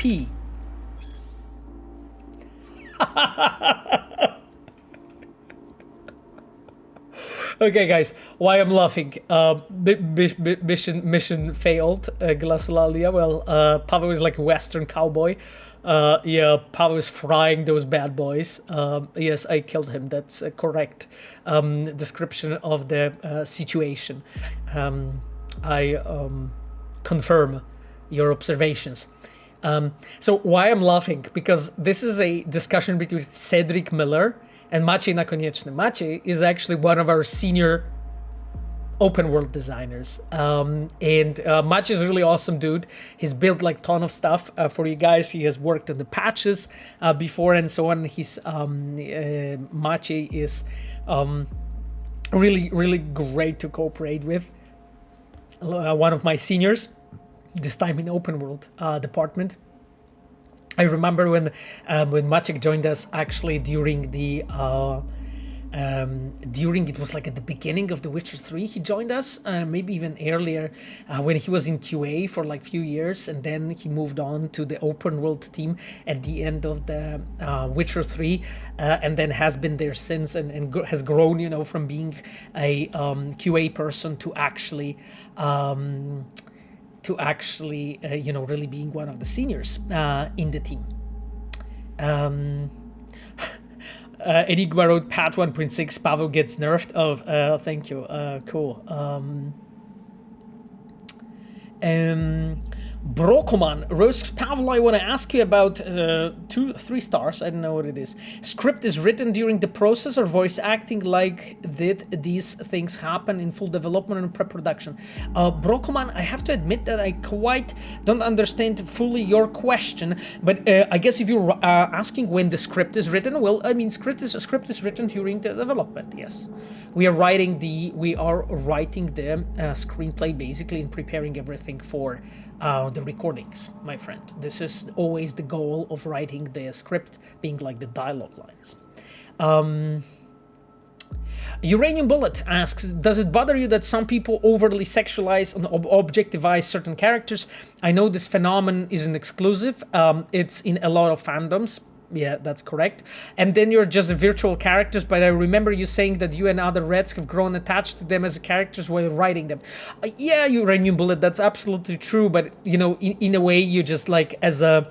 I would say as a game dev, you know, you are going through this process of just, you know, agreeing and really like understanding, you know, the fact that, you know, what you have actually created now goes to the players, and the players can do whatever they kind of like, you know, with it. They can love those characters, and, you know, sometimes honestly just attachment to the characters turns into the fact that people just, you know, draw, you know, some kind of, you know, not safe for work content, or simply just, you know, do straight up porn, you know, with the characters from the game. And that, as you pointed out, that happens to a lot of fandoms. Actually, like, I think every more popular work of fiction that is like a massive IP, you know, and I'm talking here about movies, games, is a part of that, you know, and that becomes like a part of the culture, and it's in a way kind of like a natural thing, you know. When it becomes something that people are interested at,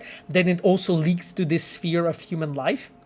So does it bother me? I mean, I don't think it does, because, like, for me, it's just a sign that as a studio, like, with the things that we are doing, we leaked, or like we managed to get to the mainstream, you know, like with our Witcher characters, with Cyberpunk characters, you know. So it means that there is an audience big enough that it makes sense to actually produce and make content like this, you know.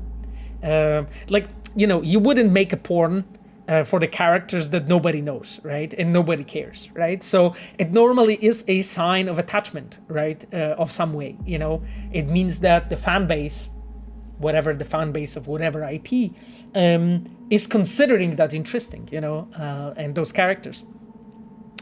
Cedric Muller is talking to Maciej. I need those neuro blockers, a lot of them now. So we will get some. Fuck, I said I need them now. The pain's got me losing my domain mind. Chill. They'll get there when they get here. What's the pain from anyway? They poisoned me, fucking Biotechnica. Everyone's here got it. Their goddamn lungs are collapsing. Some are dead already, I swear. Once I'm back on my feet. Alright. Shit, was just trying to be polite. Never ask for your whole fucking little story. Okay. Good lord. Yes, exactly. Thank you.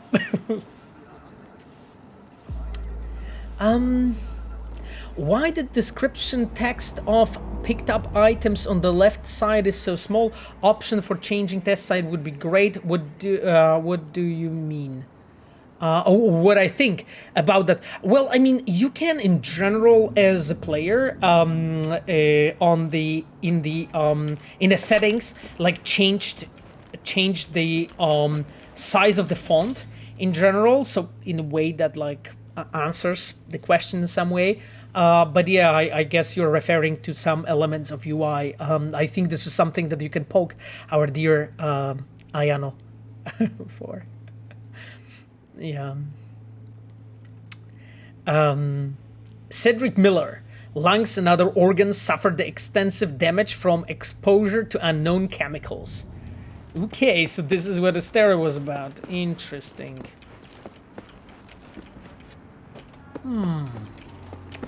Okay, my dears.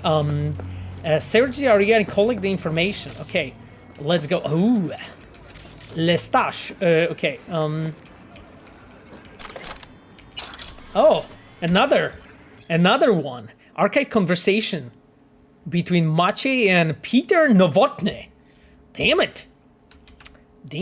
My friends, there's so many questions all the time. I'm sorry that I'm like skipping some of you, but there's a legit ton of it. Hello, Penguin Gamer. Good to see you with us. Cyberpsycho. So in patch 1.6, patch notes will see a message saying, we see Pavel Saska enjoying a hammer gun, and we said it's not overpowered enough, so we'll increase the damage of the gun. Yes, Cyberpsycho, if you say so. Cybervesna, Pavel, me and Gongs were thinking about lore and netrunners, and we have to ask, how long do they stay plugged in the net? I guess as long as it's needed. And if they do stay for a few days, what do they eat? How do they use the toilet? Is the suit built specifically for this? When answers, this stuff keeps up at us at night. Cybervesna is actually a really good question. I remember we've been actually discussing a similar topic internally when the suits for the netrunners have been designed, you know. How does it work? And well, we assume that they can do some small biological functions inside the suit, but that's really everything what it is. So yes, I think that's as much as I can. This is as much as I can say at this point. They can pee in the suits, yes, exactly. Like, you know, the like Fremen, you know, in their suits, you know, just using their own water. Pedro Lopez asks, do you know if the PS5 is not able to run the game in 1080p with RTX and 60 FPS? Is this something CDPR does not intend to look into, or is just impossible to do? Pedro Lopez, I am a guy that is taking care of the narrative side of things, right? So I unfortunately don't know. This is a highly technical question, mostly connected to rendering and on PS5. So like very specialized thing. So my friend, I simply don't know, you know. Sure, I discuss things with our rendering programmers and so on, but I wouldn't be able to answer this question. I'm very sorry, my friend. Okay then, I see. Is Peter Novotny also a dev? No, he is not, at least according to my knowledge. There was, yes, Pavel 0011. Good to see you, Pavel, with us. Machiavelli said, I think patch 1.6 is coming very soon. Oh, really, Machiavelli? Okay. I'm not going to comment on this. RFK conversation between Maciej and Peter Novotny. Let's see it. What happens? You get those blockers that client wanted? No. What client? The annoying one. Oh, that one. Shit. Don't got him. So now what? How you gonna make it up to him? Massage his balls? First of all, fuck you. And second of all, who are the ones cleaning up Biotechnica mess? Good point. So what's on the menu? I say we crave him to the fucking bone. Just don't forget the tools, because I'm not yanking out his implants with my bare hands. Meds or no meds, Gong's fucked away. Plus, not like he wouldn't put it in a good word for us, he's still got bad lungs. Who the fuck cares? Instead of meds, he'll get steel to the gut. Life's a bitch, ain't it? Oh, come off it. You had a job and you botched it. Fucking own up and stop acting so smart. Oh, Maciek is a Chad. Maciek is a Chad in this story, as you guys said. Ooh. Yes, interesting. Petrol, I guess, with oil sign. Okay, we can already message stuff to Regina because we have found those text messages. Okay, there's a bit more. Ooh, okay, there is a stash. Who designed Tris Romance? That was Carolina Kuja. Carolina at the time was a specialist quest designer. I don't remember the writer, sadly, my friend, so I'm sorry I cannot really answer your question. Okay. Another archive conversations. Oh, that's okay. That's the one we already found. Okay. That's the one we already found. Okay, let's message our dear friend Regina and see... what's Wakako?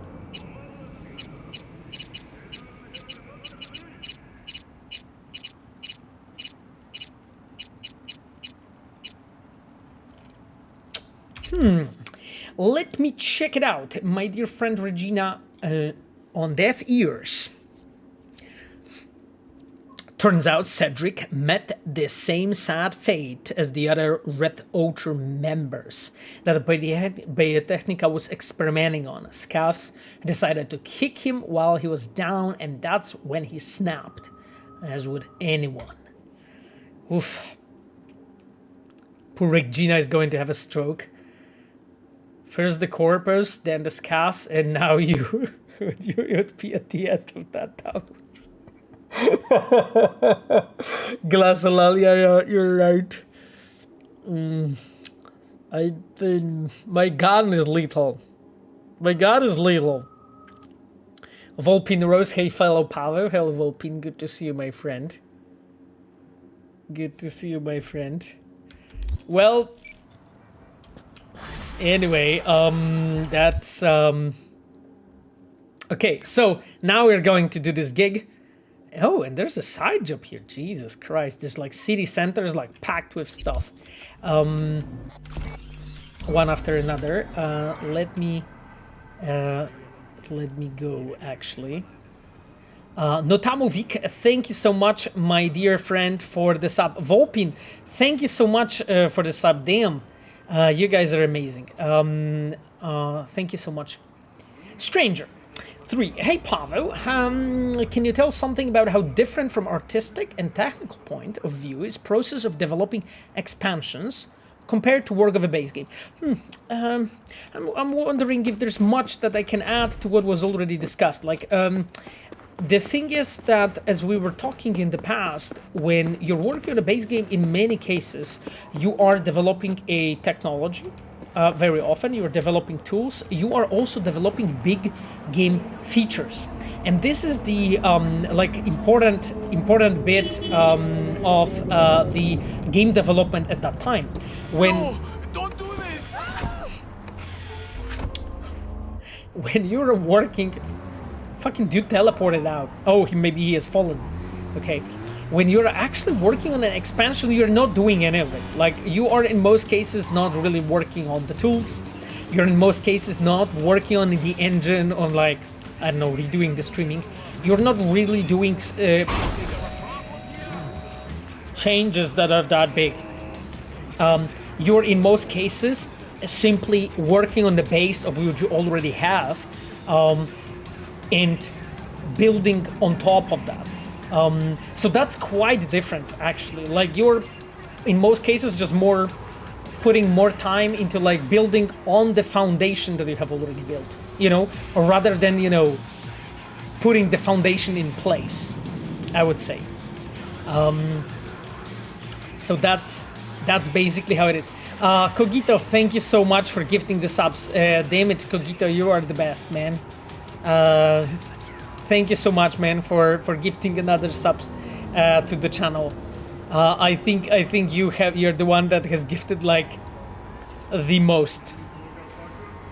Pavel is saying so much here. Oh, Pavel is saying, yes, Pavel has been saying so much. That's true. Love you guys. Thank you so much, Cogito. Love you too, man. And thank you for being with us. When you asked too many questions, so not even one was answered, Kushix heard. Kushix, I answered your question, I remember.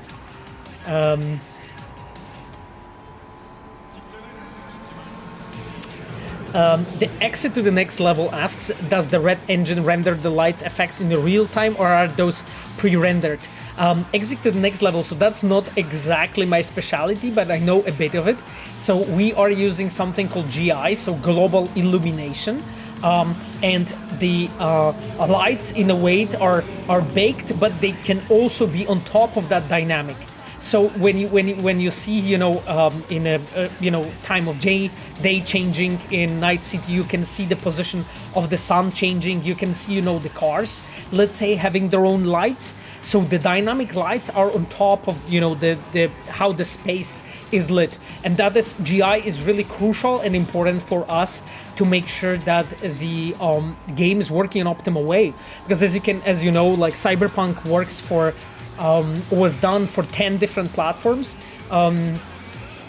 including like all the different variants of PCs. So like, you know, having Stadia, having like, I guess, Steam Deck, having GeForce Now, even as a separate platforms, it will be even more. So it's really important, you know, like as a means of optimization, it's really important the way how it's built. And there was an excellent, absolutely excellent GDC talk from Kuba Knapik and his team when on GDC in San Francisco this year, they've been actually talking about it. And I think that lecture has been already published on GDC Vault or will be published. So I encourage you to check it out. It's absolutely mind-blowing stuff. Like there's actually lots of like technical information, how things have been built and so on. So I really encourage you to check it out if you're really like curious, you know, how it works, because the guys go there into much of the technical details.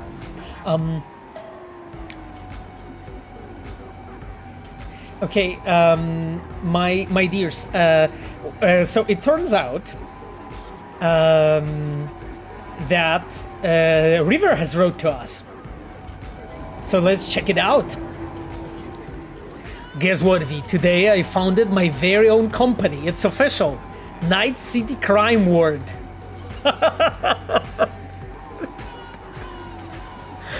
Has a nice ring to it, don't you think? You and Merc, me a PI, quite a pair, and not all that unlike. We help the client find what they can't find themselves. The reason for that is because like I have finished like quite early the romance storyline with River and all his quests, and right now I'm just getting like all of those romance messages, you know, from the expansion, from when the romances have been extended in 1.5. And this is just one of them. It's actually like I actually didn't see this one. That's why I started laughing. Like because I remember we were discussing before, and like what is the name that he should go for. Anyway,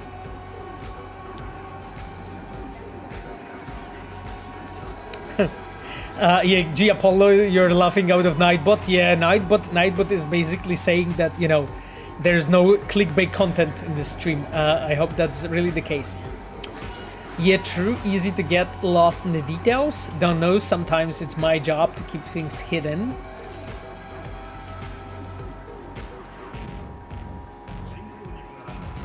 We help the client find what they can't find themselves. Sometimes my job to keep things hidden. Okay, let's see what River says. See, we complement each other. That's good business. A Merc doesn't always need answers. Sometimes we go a problem solved for one client rises a new problem.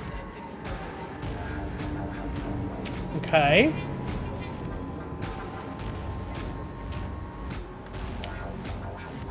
Well, not even the lucky ones got to work with complete info still. See what you mean. But if I'm looking for a missing person, I'd be good to know if they don't want to be found, like a woman fleeing her abusive husband. But I gotta say, being a merc, having flexible hours, at least being a detective means being insured. Oh god. Okay, I'll go to that. It's quite the perk. So you're on call 24/7. Hey, if you like it. By the way, cross your fingers for me. Think it might have my first contract. Client has till the end of today to decide and give me the scoop. Like a disappearance, which is perfect. That's where I see myself focusing in the effort. Not gonna focus any of that effort on me. Okay, I like the flirty one. Let's go. Now what could that mean? Wait, don't tell me. I'm a detective after all. Gonna miss hanging out while they're out there finding.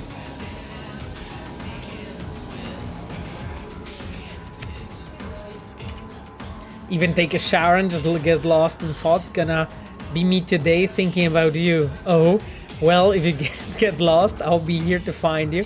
Unfortunately, gonna put down my phone for a bit, but we'll talk soon. Giving you kisses up, down, and all around. Okay, River. You, River, being really naughty. River's being very naughty with me. River's being very naughty.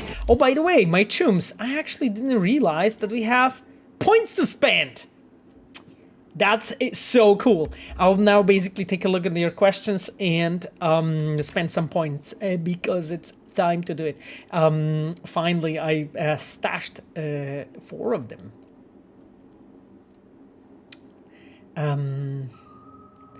Okay, I'm just checking if there's anything I should address.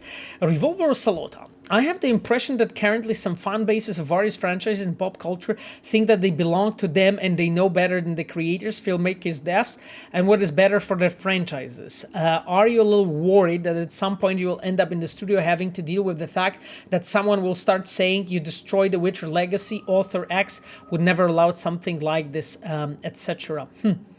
I think Revolver, I mean, this is Revolver something that is on the mind of any creator, I would say. Every time when you're working on something that is like, I would say, maybe not a, completely like an IP that is your own, but it is an IP that you're like developing, so let's say it's licensed in some way.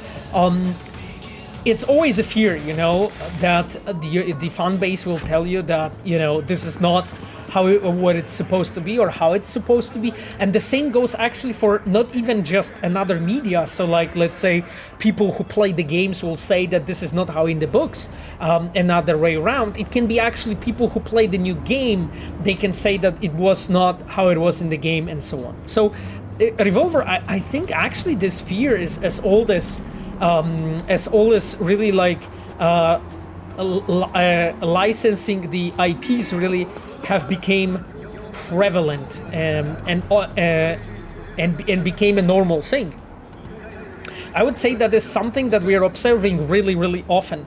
And am I worried? I mean, maybe slightly. I'm definitely like what I am worried about is definitely the fact that the fact that we as devs and creators in general, we are much closer to the audience nowadays because of social media and how prevalent the social media are.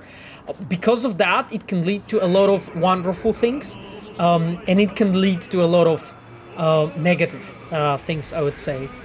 And I just hope that it will go to the right direction. History shows that probably we'll have a lot of situations when we'll be negative. But I still have hope that we'll find a way, how to make it actually really civilized and I would say well-rounded and working, that is, and the process that you're actually describing, Revolver, I think it already happened. I think it already happened that like, various like, I would say fan bases claim the IP to be their own rather than its creators. and you are, as a creator, facing this situation of like, you know, the players thinking that everything they do, that they have the right to say how it is. Biotechnica big shot. She's holed up in a corpo hotel. Security's tight, and I need me a merc who's up to the task. Anyway, know you like a challenge. Deets attached. Huh, interesting. So, Camille, it is a Guinea Peaks, as you were asking.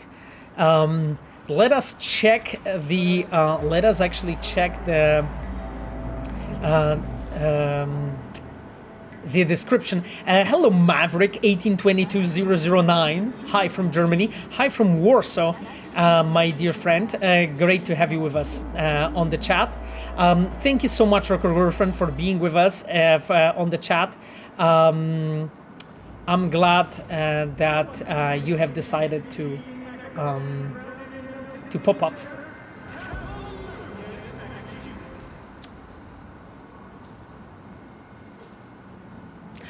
Pablo asks, is the lack of solving the mystery of the cyberpsychosis quest a conscious action that the player never got to know the full story? Yes, Pablo, that was our intention. We actually wanted to plant a few different interpretation hypotheses regarding what happens and leave the player at that. Sorry, that's the that's basically the. That was basically our angle, you know, that was basically the idea. Yeah, DC9V wrote Rule of Cool always works. Exactly, like a Rule of Cool is one of the most important design rules, my friend. How to make actually fun and enjoyable entertainment, I would say, you know, this is how you do it.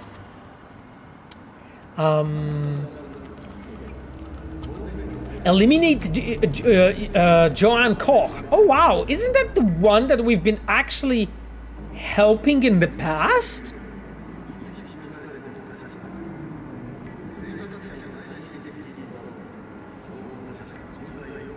Damn it! Camille says yes, okay. Thank you, Camille. Huh.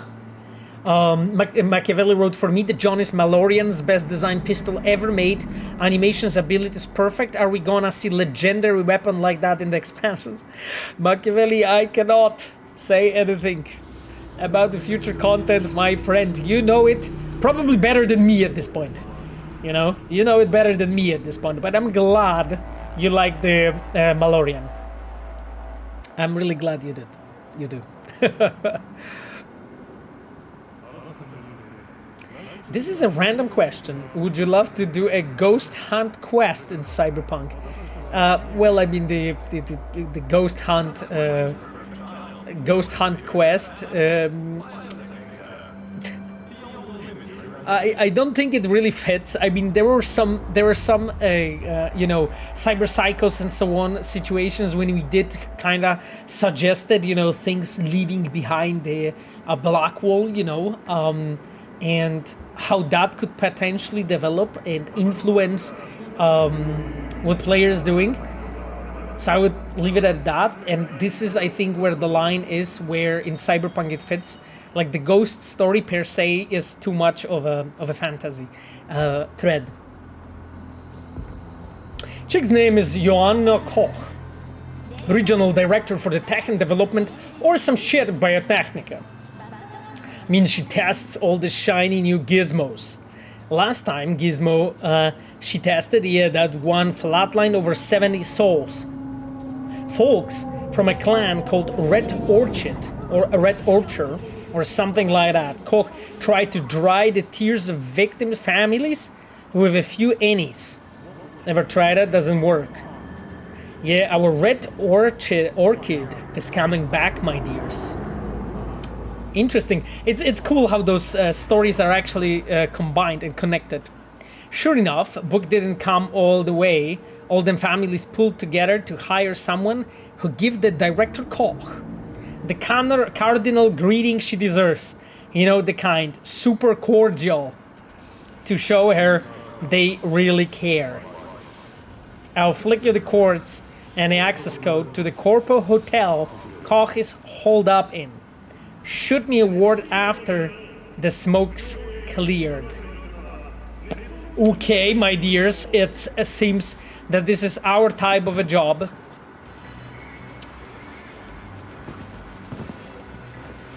Oh, some Militech tombs here.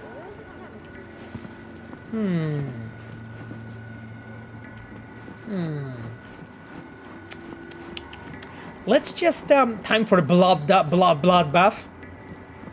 Oh, really? Look at this. You know, Glacialalia, I will now use this sneaking, you know? Check it out.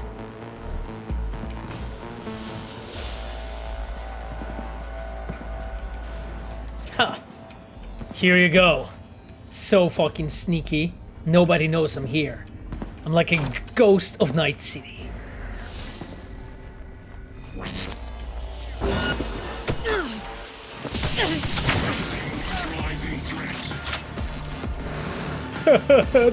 they didn't know before, but there's no ghost of Night City anymore.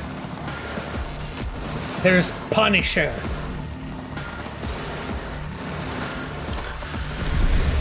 Jesus Christ, I hear bullets flying so much. Holy hell.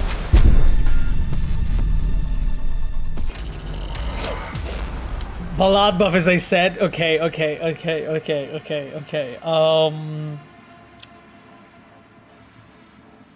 Pedro Lopez asks, will you hire me if I work for free? I mean, Pedro Lopez, that's actually really interesting what you said. Like, so I remember when I was starting, you know, in the game dev, and when I was moving to Reality Pump that was 2000. That was in 2009, I think. After I was already working in the industry for like 5-6 years and so on, and my project that I've been working on has been closed. The shooter that Metropolis Software has been building. And my friend, at the time, I was actually, they basically told me that no, unfortunately they don't have any openings and I cannot work for them and so on. Even though I already had like multiple years of experience. So what I did, I actually asked them like, hey, can I work for free at first so that you will see actually what I can do? So then you can consider hiring me. And after a month of me working for free, they were like, holy shit, this guy is mad. We are hiring him. That's basically legit what happened.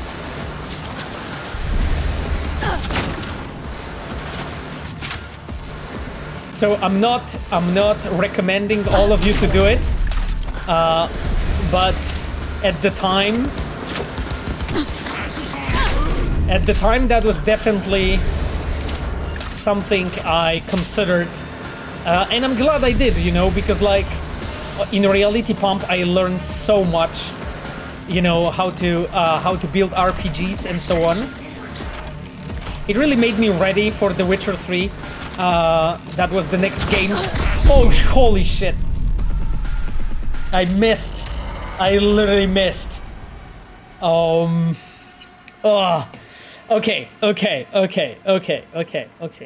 We are going to do it. We're going to do it, my chums.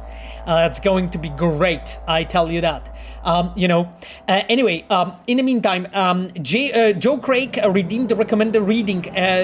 Joe Craig, I will actually recommend you one reading. So that is actually one of the books that our dear friend Cogito has recommended me, and I actually read it. I actually really enjoyed the book, and it's the Mind Management. It's a fairly new book. You can also give it in the form, get it in the form of the audiobook. And I can really recommend it. Like, actually, it is about doing the It is actually about like managing your time, but with a great emphasis on making sure that you're spending your time on the right things and things that are important for you and for your own development, and things that match and are like as close to the things I would say that you really want to do as possible. And that is what the mind management book is. Really inspiring read, I have to say. I had great time reading this one, and I definitely encourage you dudes to try it out. I think the audiobook variant is like maybe 8 hours long or so. A great book all around. So definitely encourage you to try it out, Mind Management. Really interesting book, and also like covers the story of a personal story of the person, of the writer who has written that book, you know, what he has done in his life, you know, the way when he has moved on, you know, to completely different country, you know, where he was leaving to actually start managing his sort of his creative mind, you know, in a better way. Really really interesting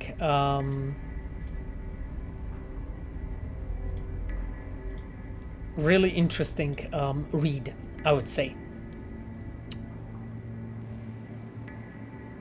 Are we still counting? Oh god, no. You guys are terrible. Camille said I died 230 times so far in a year. Tony asks, can you hire me if I pay you?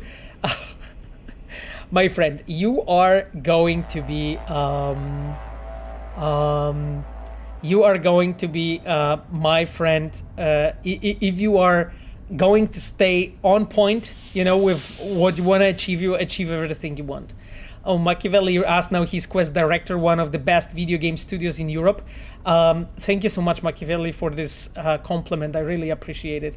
I want us to be the best game development studio in the world, or like one of few, the best development studios in the world. That's literally my goal. And what I'm doing right now, which is streaming and talking with you guys, it's also part of that plan. I think there's still a long way to go, maybe a few more projects, but I think it's definitely achievable. So, and it makes me really damn excited. Like, you know, guys, like when I think about the future, I don't want to be thinking that I work in like top 5, you know, best studios in the world, or like top 10, or like, you know, studio that had great ambitions but failed, you know. I want to be working in a studio that you guys can trust, that at the moment when our new game is released, you can feel that is a work of art, and it's also something that a lot of people put incredible amount of heart into. You can see that there's great care from the studio, from the devs coming, and I want you to feel that, like, every time when you play our games, like the quality is just leaking throughout the whole thing all the time, you know. And then there is a good balance of, you know, us experimenting with new stuff and like trying to make new things and push boundaries, and also doing things that we already know really well, you know. So even when you may not really enjoy like some of the experiments, you know, that we have done, or the direction, you still see, you know, so much high quality things in this game that is like undeniable. That is what I want to do. And when that is happening, I really want to take care of the team. And when I talk to my leads, I always tell them, like, leading the team and the people, that is the first thing that you do. Not the quality of the game and not the game and the content itself. First, you take care of the people, because then the people, they will take care of the content, and they will take care of the quality. They will do it. Like, I've seen it so many times. Like, happy and productive teams produce remarkable things. Like, I guess it almost never happens. Maybe it happens sometimes that unhappy team is able to produce remarkable results. You need to make sure that your team is taken care of and is really happy, and you really pay attention to who they are and what they do. And what are their goals, what are their needs, you know? Anyhow, my dears, let's move on. Let's move on and check those questions. Ermenegildo Bianchi is writing to the reception. I'd like to report that the AC in my room is broken. It's stuffy in here and I'm getting a weird smell. Please sort this out as soon as possible, otherwise I'll have a lodge of complaint against management. Okay, and then that's a message that we already know. This is already checked. Okay, I hope the Ermenegildo got a help, from the management. Okay, guys, let's move on. Pablo Sasco, Italian Pavo, yes. Thank you, guys. You guys, awesome and talented people. I love supporting you and everyone. CDPR, if Gate 8, loving and supporting CBR, so be it. Thank you so much, Cybercaldos. It's really appreciated that you stand by us. Vurodine, first of all, my friend, great to see you on the chat. Sorry that I didn't greet you. It was lots to discuss, but I'm so happy that you're with us. CDPR is the only studio I've really cared about and looked into devs and voice actors. You should just feel that passion. It's infectious. I liked Witcher 3 a lot, but I didn't really truly care like with Cyberpunk. Thank you so much, Vurodine. What do you think about the concerns that many veteran devs have left CDPR, like Witcher 3 game directors? I mean, not game directors, game director. You mean Konrad. You're referring to Konrad Tomaszkiewicz leaving at some point. Please remember, Science Fiction Person 1.1, that the game is made by the people. The game is not made by a single director who is making the calls. It's not the case, and it won't ever will be. Unless a certain game will be a produce of a single person. So unless it's an indie game, always it's a game made by the people, and the people have all the knowledge and the skills and the time they put into it. That's one thing. Second thing is, my friend, you cannot imagine how many people have been saying that the senior devs left CDPR after Witcher 1. Same story was with The Witcher 3. I remember articles, you can still Google them if you want to, the articles about big names leaving CDPR after Witcher 2, and then The Witcher 3 is doomed and the game won't be anything good. Same happened after Witcher 3 came out, that the big names left, and the expansions are going to be crap. Same thing happened after the expansions, that Cyberpunk will have a terrible story because all the best writers left, and all best quest designers left, And literally I'm seeing this every time repeating after every project. Statistically, it's always the case that the people, after the project is finished, move on and change studios. That is a natural process. Historically, when you look at the CDPR as a senior devs in the team, we have much more than we ever had. Maybe at the peak, very, very peak of Cyberpunk, we had a bit more, but it's hard to say because right now we are at the transition process. Some people are already working, as you guys know, on the new projects, on the new Witcher project. Some people are working on expansion, and there are other things being worked on. So because of that, there's I would say, a wealth of experience in the team, but those devs, you know, sometimes have also a bit different focus, you know. But please remember that we have hired all the time, you know, not only really experienced people, but we also have created people like this. Like, just an example, like experts in seniors in all of my departments. My dears, they were not experts and seniors when we hired them. They became experts and seniors.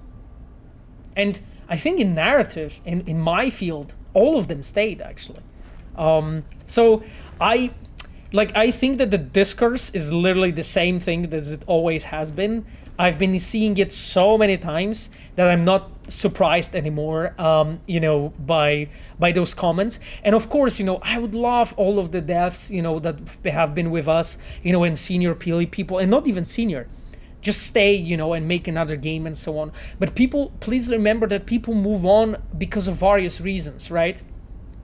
Like, there's many situations when people left because of, for instance, the situation of the health of their family, you know, their parents getting sick and they had to leave, you know. That happens because of their personal relationships with people, you know. It happened also sometimes basically because they wanted to work in another part of the world, or they wanted to try something else, or they simply wanted to try making different type of games, you know. Like, we make a specific type of games, you know, with a, I think, pretty clear identity what kind of games we make. And if you're a dev that wants to try out something else, well, naturally you will look outside, you know. So there is, like, I think there is a pretty natural cycle to the whole thing. But if you ask me, of course I would love those people to stay, you know. Of course you know, I would love them to stay with us, like all of them. Cyberpunk 77 is so far my only exposure to CDPR, but remarkable is exactly the word I used to describe this game. More like experience.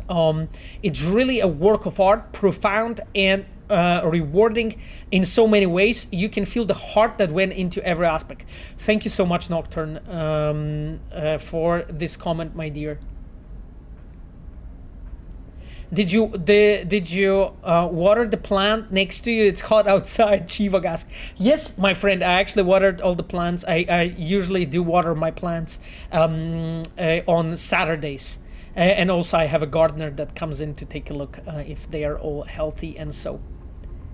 Trechu, thank you so much, my friend, for being with us in the chat.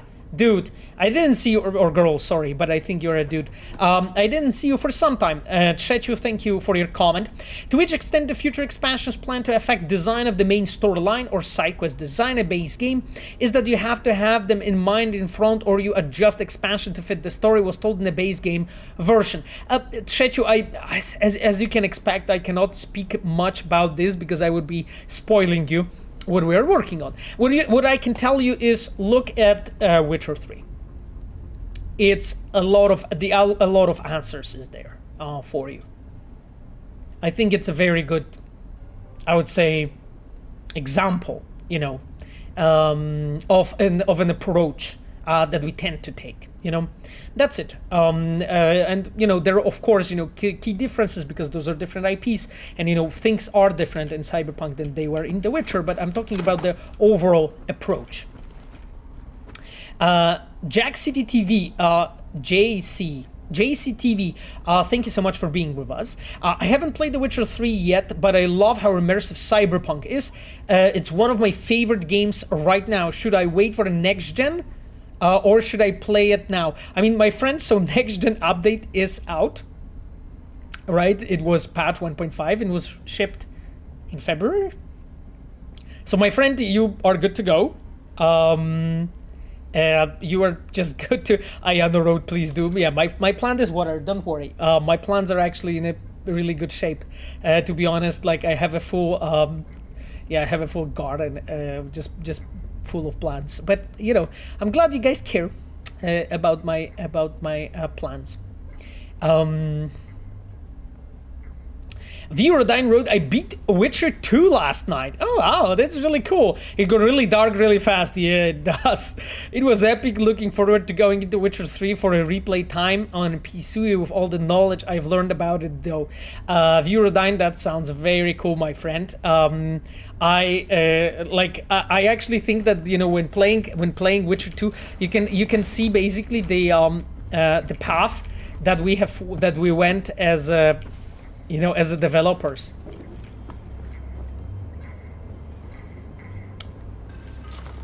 Jesus Christ, this place is so heavily guarded. Oh, look at this. I managed to sneak into the elevator. I forgot the word. Playing with RDXX. So Lord Negatron wrote, playing with RDX on is like another game, more immersion and detail, absolutely. Played on console now, my first slower, more explored playthrough via my new rig. Yes, it's a pre-built, I don't care, lol. Yep, you know, lol Negatron, I completely agree, my friend. I wish you had a fantastic time with the game. My only wish, CDPR, is try to include Western politics in their game. I don't want to use word woke to make an argument here, but I hope you get what I mean. Western politics is very decisive and cringe. Machiavelli, I mean, you can probably already see, like, that thing, you know, people were worried about Witcher 3 being woke, and then people were worried about Witcher expansions, and then they were worried about Cyberpunk. I mean, you know, this game, you know, our expansion, and then, you know, whatever next one is, it will be made by the same crew of people. Holy shit, I'm being attacked while I talk. It's being made by the same crew of people, so you can see basically what's our angle and our approach, you know. And, you know, I don't want to get into political discussions and comments about it. Like, I think, like, as a person, I think it's important for us as devs to make good games. And I think this is what we are going to stick to, you know, making good games. And this is basically what was driving my decisions and what we were doing in Cyberpunk and The Witcher 3. And this is how it's going to stay, you know, making good games. G-War Gun BR, it's a very colorful and interesting name, my friend. How are you? I'm pretty good, actually, to be honest, my friend. Talking about hiring, I'm planning to applying for character artists. Okay, that's fucking awesome. In CDPR next year as senior. Do you think there will be a The Witcher 4 entry by next year already? I mean, so, my friend, first of all, we didn't announce the Witcher 4 game. We announced the new Witcher saga. That's one thing. Second thing is, my friend, like, what is important, and I think you will see it everywhere in the game industry. Okay, I'm actually, I think it's time to kill them. You will see it everywhere in the gaming industry that remarkable people are being hired always. You know. That means that there is always space for incredible people. And I just wanted to mention that if you are amazing in what you are doing, everyone is going to want to work with you, you know? And majority of the game dev studios, not only our studio, majority of the game dev studios actually do hire for a whole year, really.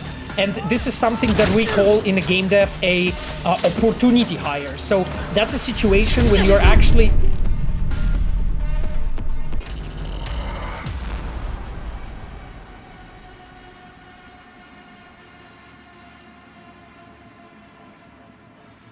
That is something that I was not expecting. Somebody fucking used the curved bullets. Maybe there was someone with the smart gun or something. Holy shit. Anyway, my dears, you know, so going back to your question, sorry, because I need to deactivate this camera. So going back to your question, my friend, I am almost certain, with a pretty high dose of probability, Oh, those robots are actually off. That is so interesting.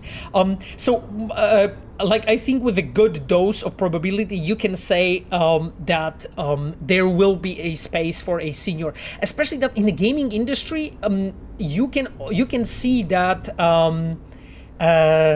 You can see in a gaming industry that like opportunity hires are happening all the time. You know, Ayano wrote, "Please don't kill me." Oh, Ayano, have you been scanned for Joanna Koch? I didn't know.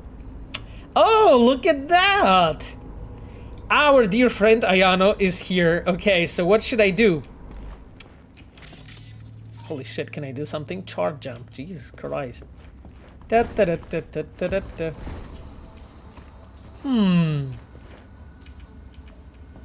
so sneaky. Nobody knows that I'm here. Where the heck is that camera? Where the heck is that camera? Oh, there is it.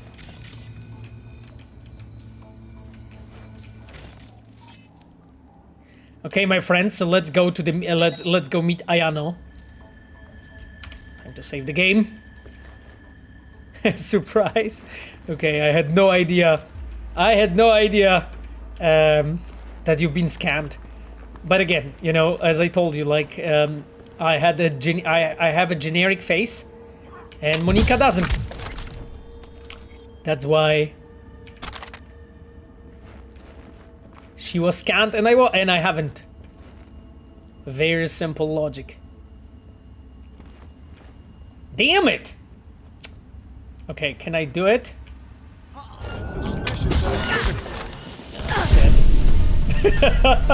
Okay, chums, it was just a test. Don't worry. Move on. You can move on. Nothing to watch. Nothing to look here. Resounding nope. Viewer died. Yes, viewer died, exactly. Resounding nope. Never mind, you got killed. Oh, thanks, Chivok. Holy fuck. Okay,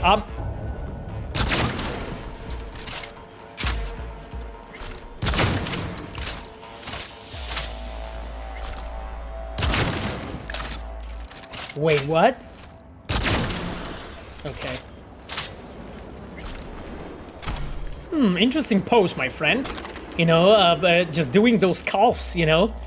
Making sure that those calves are, like, strong and... Okay, my dears, yeah, 232. Yeah, right, of course, for sure. Common item components, lovely.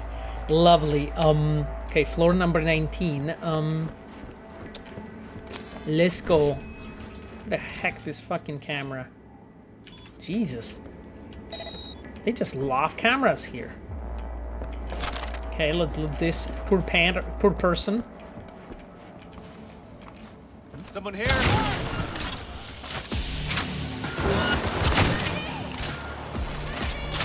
Uh-huh. Okay, Ayano got alerted. Not a soul.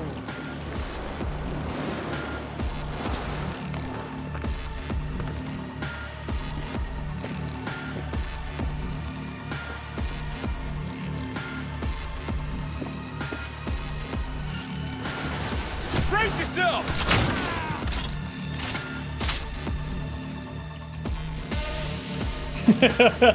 She runs into you, exactly. Like, I think the game didn't take into account. I mean, the scripting of the game didn't take into account that I will be literally that I'm as mad as just like triggering the combat inside the security booth. Oof.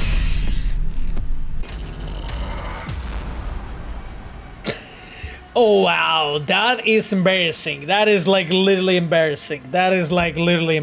Okay, my dears, that was like the last time I died.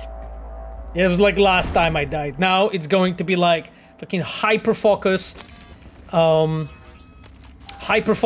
Sasko.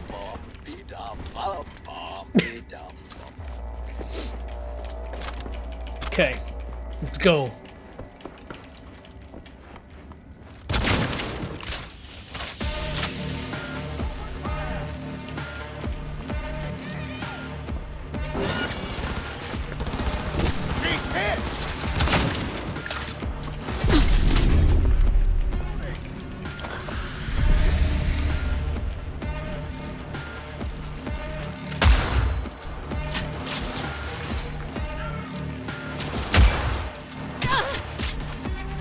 Oof. Chums, I'm so focused that literally like my vein is going to pop on my forehead.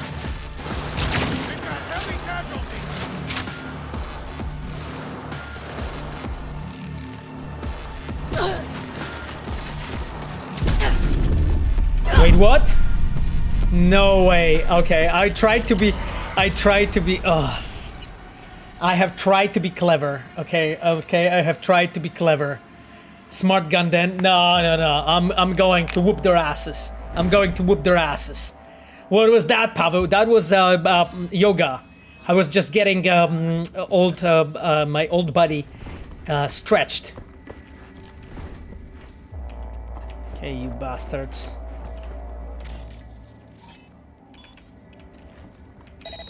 Okay, where's that? I'm going to that security room.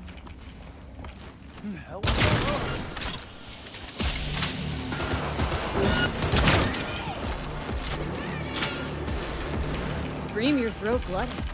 Not a soul. Lol. No! No, who's killing me?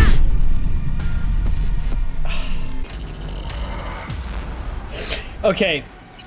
Time for a different approach. I'm going to employ my bro. I'm going to now like employ my quest designer mind, and I'm going to fucking figure it all out.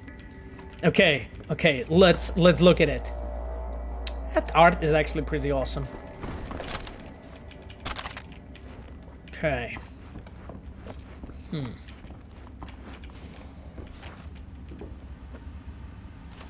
Surrender yourself!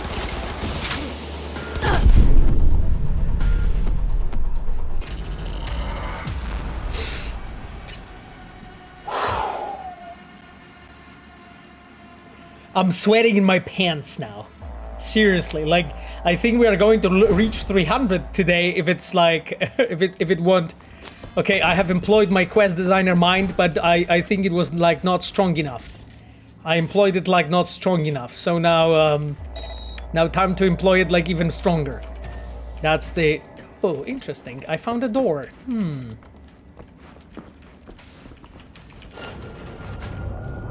The heck? Oh, there is a chum seeing me through the window. Holy heck.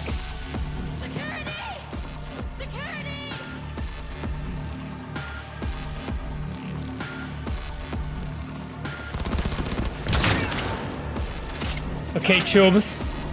Time to pick a defensive position.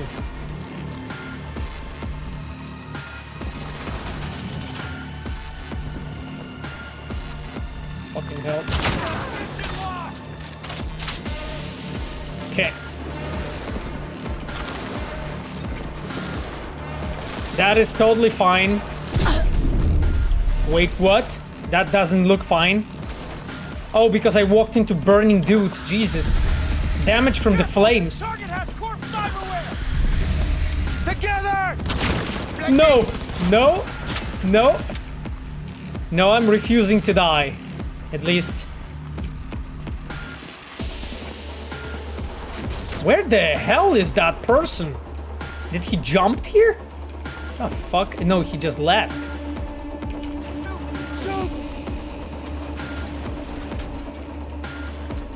I'm like defending this fucking staircase. This is my staircase. The hell?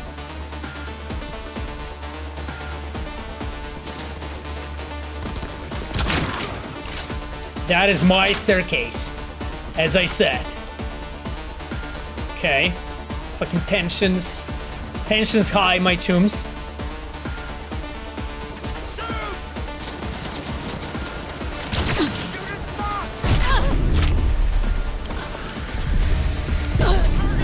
Fuck! He's behind me. Go, go, go!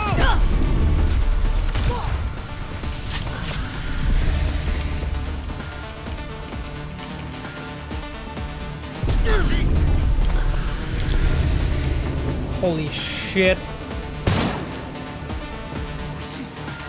People say that this game is not challenging on very hard. I'm like, what? You guys serious? This is some mad level. Those dudes like do like billion damage. Take cover! Fuck.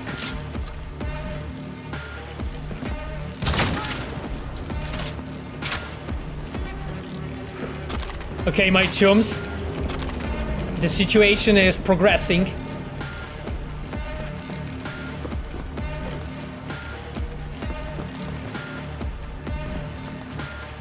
The hell? Okay. I think we have that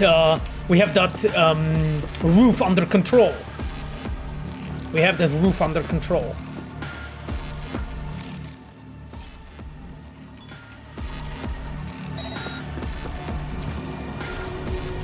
Damn it. That was intense, my dears.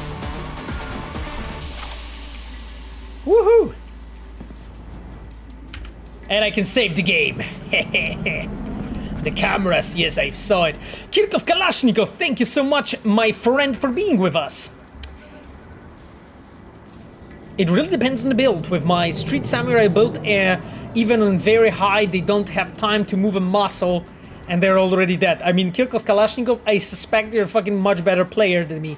I'm just a boomer, you know. So unfortunately, Pavel dialed down the difficulty on wrote, no, I am not going to. I'm not going to. This is not my style. Guar wrote, thank you, man. Love how you and people at CDPR are so kind. And he got it, so remembered his name, Gabriel Guerra. I'll make it. And I can get to the amazing level CDPR. And I hope we'll be talking in person really soon. Haha, have a great day. Hey, man, I will be waiting. I will be waiting. Actually, it's funny because like so many people who are actually like a bunch of people, not so many, but actually few people that are actually here on the streams of my streams or Ayanos or like streams of Miletost. People have been applying and joining Red, you know, and it's so funny when I actually like talk to someone, you know, I've never met them, and they tell me, yeah, I watched your streams for a year to get ready for the to get ready for the interviews. I'm like, wow, that's so rad. I'm like, really? What I said made any sense to you, and it actually helped you out? Like, that's so awesome. So, that is a very interesting pattern on this wall, my dears.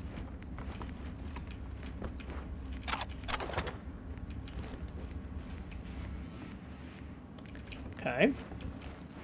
So many monitors. Messages. Nightingale. Let's check it out. Dear colleagues, Dr. Isenson performed an autopsy on the deceased nomads. There's no doubt that the cause of the test subject's death was electromagnetic overstimulation. Furthermore, Dr. Isaacson discovered several other abnormal changes, such as drastic neuroelastic growth, for example. Needless to say, for the sake of the Nightingale Project's future, information regarding such side effects should have never left the company. I take this opportunity to remind you of the NDA you have signed and of the penalties that await you should you break it. Wow. Joanna is a hard ass. Damn it. Pavel, I can see that the morale in the company and yours is high. I mean, you know, Pavel, so the problem is that my morale is always high. I mean, or was always almost high. So, like, I don't know if what I'm doing or saying is a good test for it, but I think the morale is fine, to be honest with you. Ooh. Camille, I found some secret thing here. You should be proud of me. Some orange thing. Look at this. Wow. Joanna has a fucking ton of stuff. Damn. This gig is cool. Wow, this location is awesome. From a history of nomads. Okay, that's a general one, so we are not going to read that. Sayonara station. Yeah.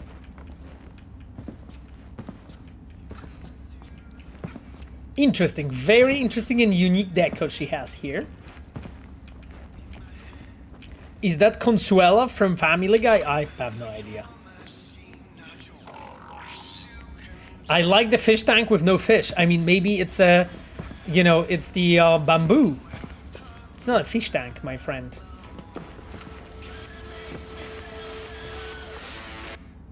Okay. I need it to be quiet so I can focus. The fuck? Okay, my dears, I think I have checked. Ooh, I didn't check her bathroom. That's. Oh, okay. I don't think I need to check my appearance now. So let's actually go back. Okay. Okay, my dears. I don't think we have anything more here. Let me save the game. You let her get away, Pavel. Great job. Oh, did I? Wait, what? You actually missed a very interesting talk with Joanna talking about nomads? Ah, damn it. It's probably because I started combat, right?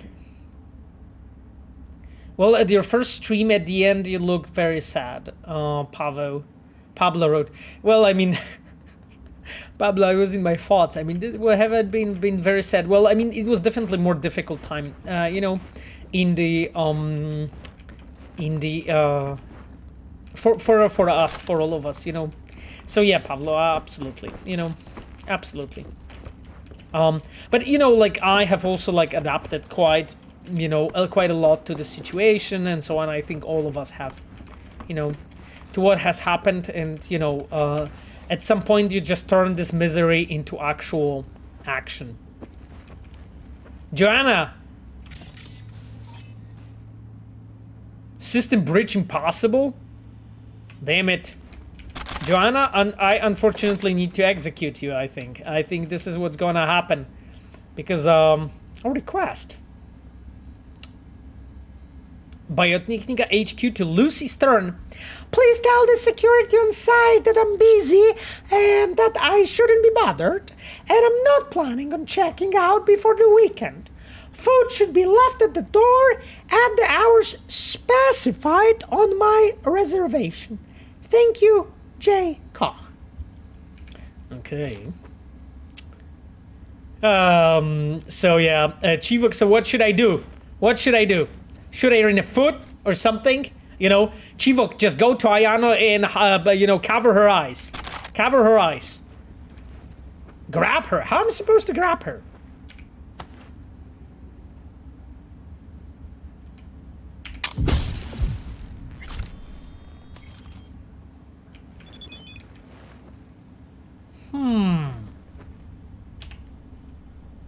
Pre-work, AV's on route. Okay. I lure electric baton from Ayana's body. Bring her to the roof. Like that.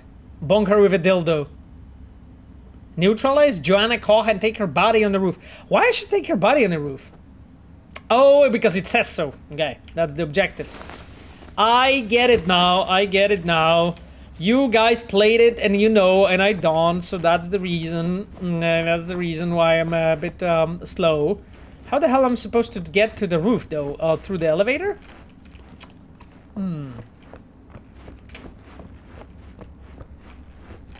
Oh, I think I actually saw.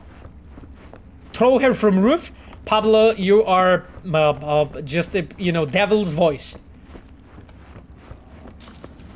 Oh, you are in danger, Pablo Sasko? We'll talk about it tomorrow. Oh, Jesus.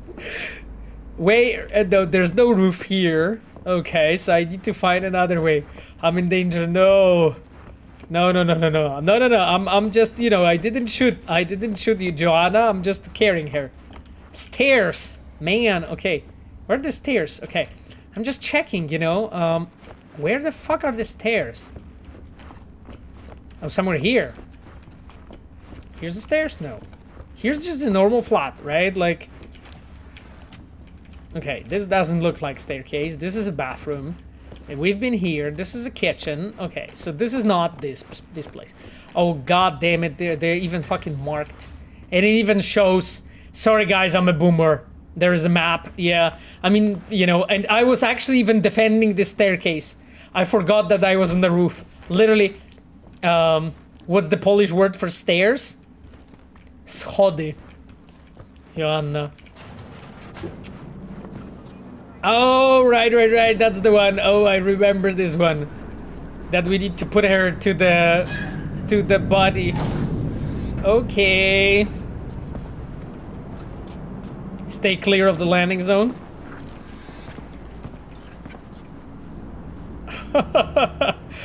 That's so cool. No, why should we kill her, Pablo? Pablo, you're like bloodthirsty today. Huh, that was actually really awesome, you know, that I had this, you know, that I had to like put her in. Like, I really love the stories with like handcrafted elements like this. It just always like makes me feel that I played something like substantial and cool, you know. Okay, my dears, time to go and wreck the fucking place at the bottom floor. Are you guys ready for it? I hope you're ready. There's a chest with epic components. No, Camille, I picked up everything. Where? You mean in Joanna's place? I already looted it. I even told you that I on the roof. Wait, what? Okay, Camille. Let me actually take a look at that roof that you're talking about, my friend. Okay, I checked this. Okay, there's some trash gun. Okay, not here.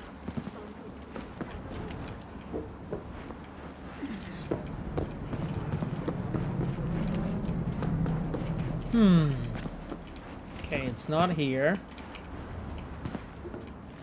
Oh, interesting. I haven't been here. Or have I? Okay. Okay. Ooh, okay. That's what you're, Camille, referring to? I think so. I think so, because there was like ton of components here.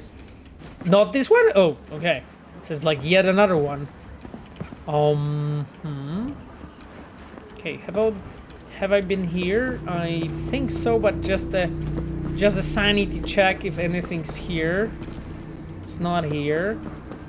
Okay, so to the right hand side now.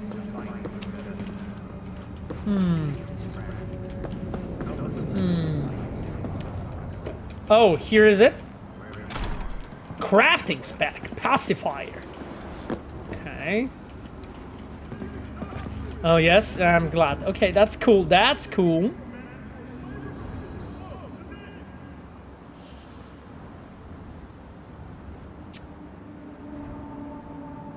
Ohem wrote, followed only to respond, Cyberpunk made me feel empty and sad, and most importantly, brought back the sorrow of my late father.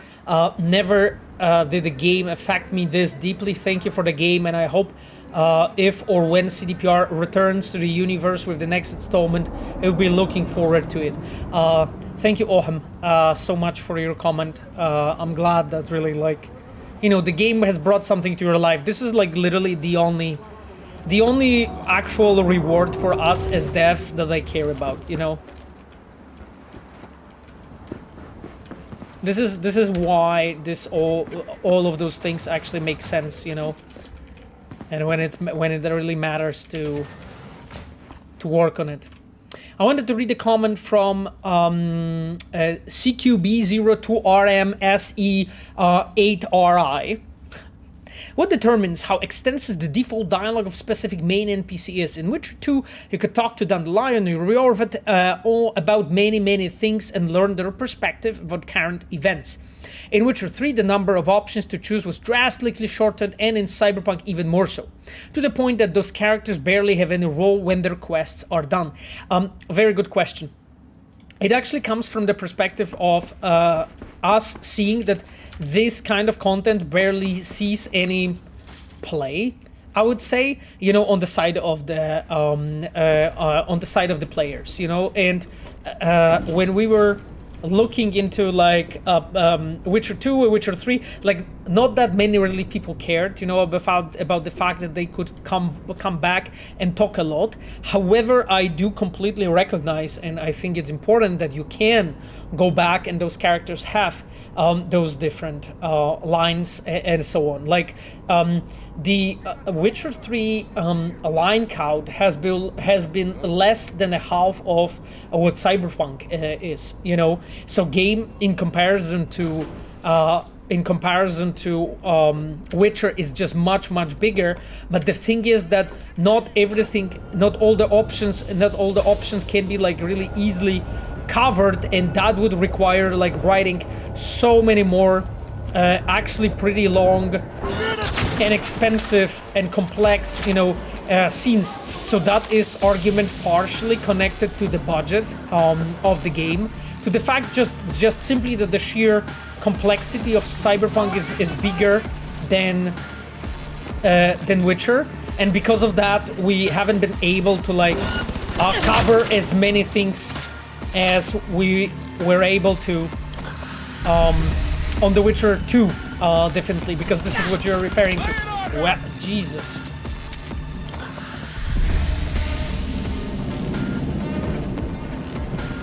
Come up! On the way I can see them! Cover me! She's hit! Damn it. They're really wrecking me. Oh, holy shit, police started attacking me. That was a mistake. That was a mistake. Extremists must be eradicated! That was a mistake.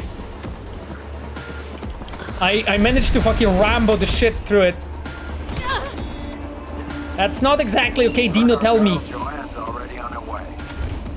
She's in for a warm welcome. Thanks for the help. Closing the gate. Whew. Oh god. Shadow in HVN, good evening, nice to have you. I managed to escape, my dears. Jesus Christ, with my life.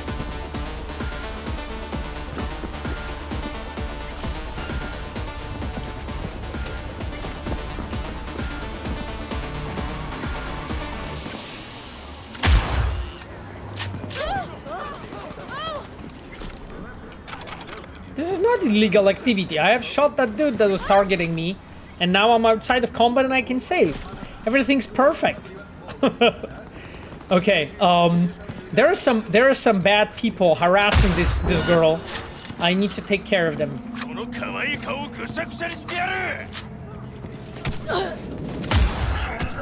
Damn it. I also like, what I really like is the fact that, you know, when I'm actually on this side of the town, you know, you can see that that it belongs much more to the Kangtao than it used to, than other areas of the city. So, when I'm like passing by, you can see them like doing some extortions and like shooting people and stuff. And that is like partially also telling the story of this region. Okay, I carry too much stuff at this point. Time to... What is going on? Time to my chooms dismantle some shit and update my things. So I can do that while I'm looking at your questions, my dears. Was that the same guy who voiced Takimura who just shouted that eradicating V... Oh god, Glaslali, I have no idea, maybe. That's just like, I have no idea, to be completely honest. Backtracking to previous conversation, I didn't get the summer internship spot. Pedro Lopez asks, can I email the HR team saying I will work for free? Will you back me up? No, my friend, I unfortunately, like, you know, the fact that I worked for free, but that was a long time ago, and I still think that it was unfair, you know, that I had to work for free. And if anyone is working for us, we pay for work, you know. That is basically a rule that we are following. So that's one thing. And second thing is, if you didn't manage actually to get to red, you eventually will, you know, if you will stay focused, and if that is actually your goal, if that is something that you want to, if that's something that you want to do. Oh wow, that like, I don't know how you even call it, shirt. It's actually pretty fucking cool. Oh wow. Damn it. That's actually really awesome. That's actually really awesome, I have to say. Okay, time to dismantle all of those. Wow.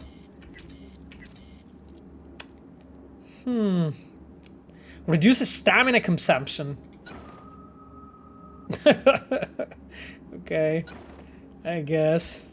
Thank you so much for this. Let's go to the trousers. Good night, Cybervesna. Thank you so much for coming over. Some voice actors voiced some NPCs. An example, Panam's actor also voiced Doctor in the Rivers quest line. Yeah, that's true, Machiavelli. That's like a normal thing, actually, in the whole industry, that a majority of actors always like voice some other like background or even like crowd characters and so on. It's not even a cost optimization, but it's an optimization on the side of organization. So you don't have to like basically cast so many actors, you know, for all those like really small roles. So because usually like the actors that are actually doing those big roles, those big important roles, they can actually really perform well also in other roles. They can actually really do well, you know, just being like a, I don't know, random thug or someone. So that's like one of the reasons, I would say. Yeah, even if I put the 47 thing in, it will be less than my enhanced Demon Hunter tongs. Practical amid fiber high tops. I think I actually like mine a bit more. Okay, my dears, dismantle this, have that. Okay, let's look at the guns, because there is an abundance of them here. So there may be a background character that Keanu voiced. No, the assassin. So like I would say that and it's not only in our game, in just all the games in the industry, it's like a rule that like the stars do not really do that, right? So all of those characters, so like, you know, in Witcher 3, you know, our Emhyr, Charles Dance, right? Charles Dance didn't voice any other character than just Emhyr, right? And the same goes for Keanu Reeves, like, because like those voices are so recognizable that you wouldn't want, you know, your great, I would say, characters have some voices repeating, you know. So that is only in case of, I would say, maybe not those really iconic voices, you know. Like I remember, just as a side note, I remember I was playing First Horizon, and had the same situation in actually Divinity Original Sin, when I was passing by and there's like some villager, right? And that villager is like speaking to me with like voice of Geralt, that like his wife is like hungry or something, and his kids were killed or something. I'm like, it's so off, you know, when you find someone with this really iconic voice in another game speaking with this speaking with this voice, and I'm like, okay, that's wild. That legendary Carnage is looking nice. I mean, it's not the same as my fucking Comrade's Hammer though, but still it's looking good. And I remember that happened like with, you know, with that Cockle, it happened to me twice, you know, 2 separate games. Because like he was playing a role of some villagers in both Horizon and the Divinity original scene. It was like hilarious. Bunch of dudes in Fallout 4 sounded like Garrus. Yeah, exactly. It's like some of them are really. It's such a strange experience, you know, when it happens. With a cool jacket, Pavel. Oh yes. What else does Matt King do? Oh, Vurodine. I actually don't know. I think there is a chance that he did someone. But I don't know. I don't know. You would have to ask him, I guess. You would have to ask Matthew, you know. Okay, my dears, I think we have this, so let me actually save the game, and now time to go actually and upgrade our character, because we have been hoarding those points. Look at this. Look at this.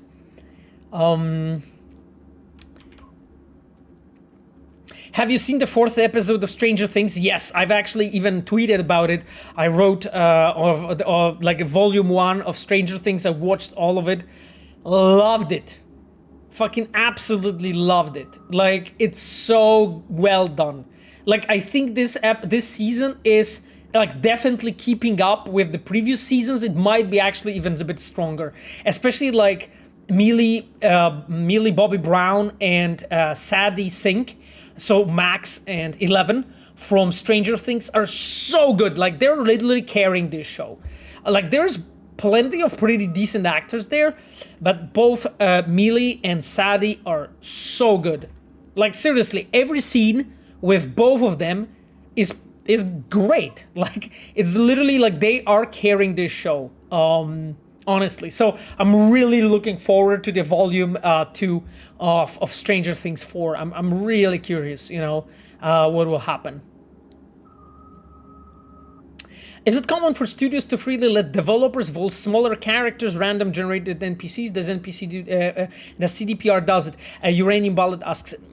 Not really. Like what studios often do is actually a situation when we are allowed to void like a voice like grunts, so called. So like the moments when you have the character like, you know, sighing and breathing and screaming sometimes, kind of what I did for Carrie and River in the sex scenes as well, you know. So this is a typical thing.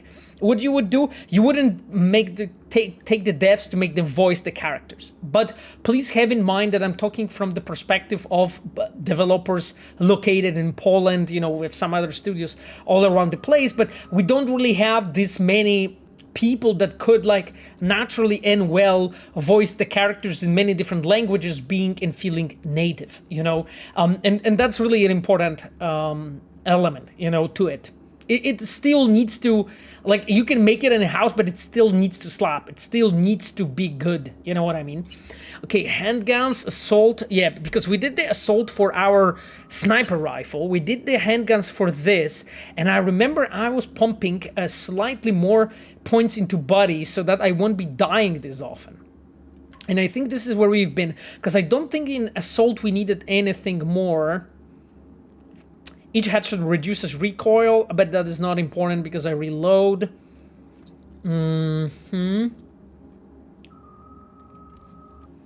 Increase crit chance in rifles and submachine guns by 4% when firing from behind the cover. Yeah, I'm barely using covers, unfortunately.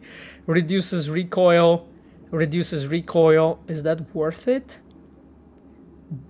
But that requires level 18, and we have 17. Bullets fired from power rifles and power submachine guns ricochet. It's not really what I want. Rifle and submachine guns damage increase the further you're located from enemies. Oof, that is an excellent one for our sniper rifle, the long shot.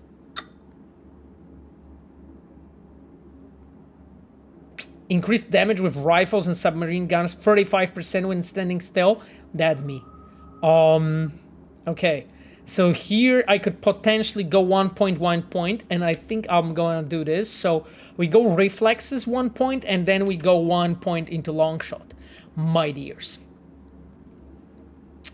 Samseed, thank you so much, Samseed, for being with us. I see you on the chat, and you wrote, I know that Jorvis voice actor voiced many NPCs in Witcher 3. Huh, here you go, my friend. CTSG wrote Pavel with advanced text-to-speech tools on the market, some of them able to do copy actor's voice. Do you think we're close to using AI-generated dialogues in games? Not for main quests, of course, but maybe for some small stuff like chats between roaming NPCs. CTSG, I think it's the future to some degree. You know, I think you are going to see it in the future games, and there is still quite a bit of a work to be done before it actually really starts to work properly, I would say, and really feel and sound well. But you know, there are already tests done, you know, like with so-called licensed voices, you know, from the actors, you know, when you just pay the actor to just get his voice and then you generate based on that, you know. Still, you know, the legal proceedings needs to catch up with this, but it's definitely something that I think we as an industry are going to experience quite a lot, and I really feel that it might be very important when it comes to like especially you know, smaller stuff like community chats and not even chats, just reactionary lines. I really think that we are going to see it in the future, even if the lines wouldn't be written, maybe then the voices will be generated, you know, because I think you touched the point about like that work being done on two fields. One field is actually generating the voice, and one field is actually generating the lines by the AI. And those are two separate topics, right? Doing the writing and doing the voice acting. And I think we are seeing quite a bit of a progress on like actual, like all of the fields here. So I suspect that we are going to see it much more. Sonic 2 Seater wrote, hello Pava, I just bought the Cyberpunk Red Data Pack, and I'm so hyped for Cyberpunk Edgerunners this Wednesday. I'm hyped too as well. We are going to get this inside look. I'm really curious what you guys will say, because I had the privilege to, to see, I would say, a lot of it.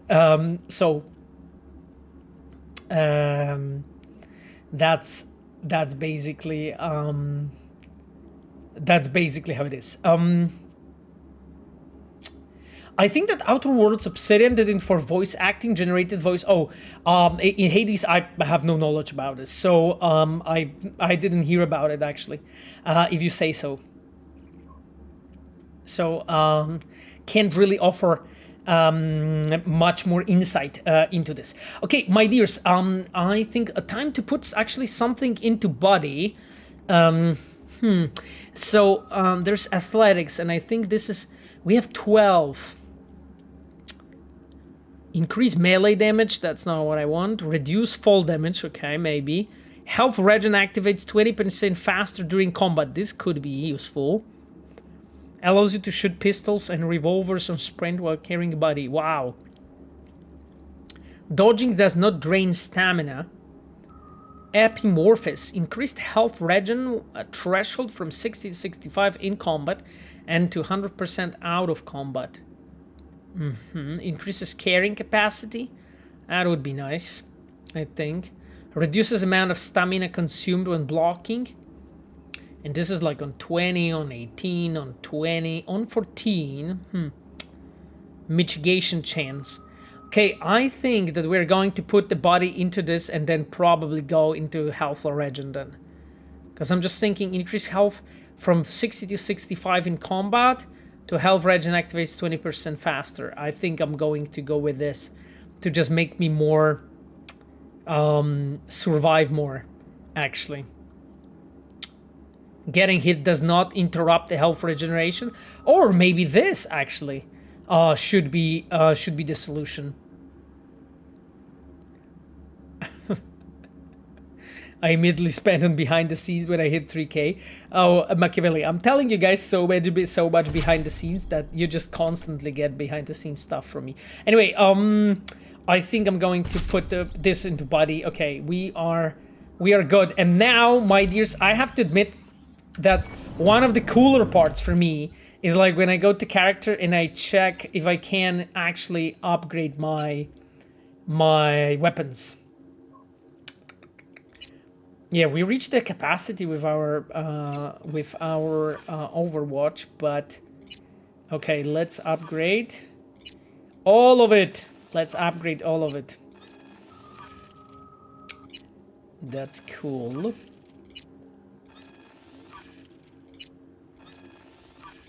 Yep, we're just getting more and more. Oh, I'm grading the Skippy. Oh, because Skippy, I'm just not sure because I'm not using Skippy this often and this consumes the components. For now, I'll just stop, just in case. But those are not the shoes I'm wearing, right? The shoes I'm wearing are marked with a blue stripe. Yeah, I think that's fine. You know, we have like leveled up our crafting quite a bit by crafting. The fuck? What's happening here? Okay, my dears. We have 15 minutes remaining of the stream, so I am going to, you know, start basically next content. Why not? And we'll continue playing. Let's go. There's another one down here. Actually, this one with Joanna Koch was really cool, I have to say.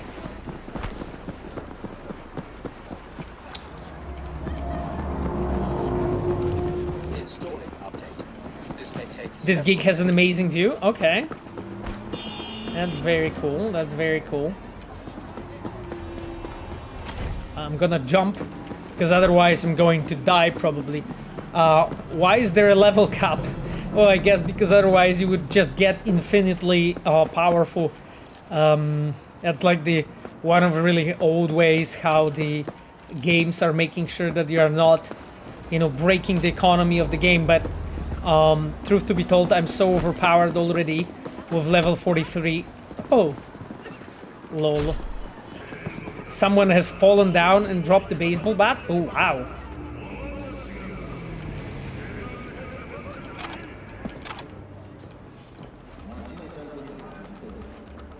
Damn it. Mark Alexandrov is like experiencing... Okay. Oh, that's a hidden place. Look at me, Camille. You know, I managed to find it. Let's check it out. Neil Ulrich is talking to Vance Pellegrino. Hey, I finally got my hands on some glitter. Shit, son, just in time. Any longer and I would have been climbing up the wall. So, how about a little portrait after work? I'm down. Just don't go through it all before then, okay? Course, chum, come on. Wouldn't mention it if you wouldn't believe me crumbs last time. Alright, I promise I wouldn't even touch it till we met. I'll hold you to that. Okay. Amazing voice. Oh. Cool. Thanks, Camille. Okay, well, I mean, oh, I leveled my athletics. Here we go. Damn. Leveled my athletics. Oh, wow. That is cool. Oh, increased carrying capacity. Oh, that's awesome. Okay. Okay. Jesus Christ. If you say so. I'm not sure what Jesus Christ was referring to, but if you say so. RPG balancing is such a tricky thing to get right, yeah, especially in RPGs, my friend. Much respect for the persons whose job is to tackle it. Yeah, exactly. Exactly. Like this. What is Sapphire laughing off? Ink Butterflies said something. Jesus, guys, I'm getting lost in that chat a bit. Treacherol, love the double jump option. This gives so different view on the city. Yeah, absolutely. Like double jump, like completely changes the game. Frankly, regret use cars, bikes, just running except Nomad. Yeah.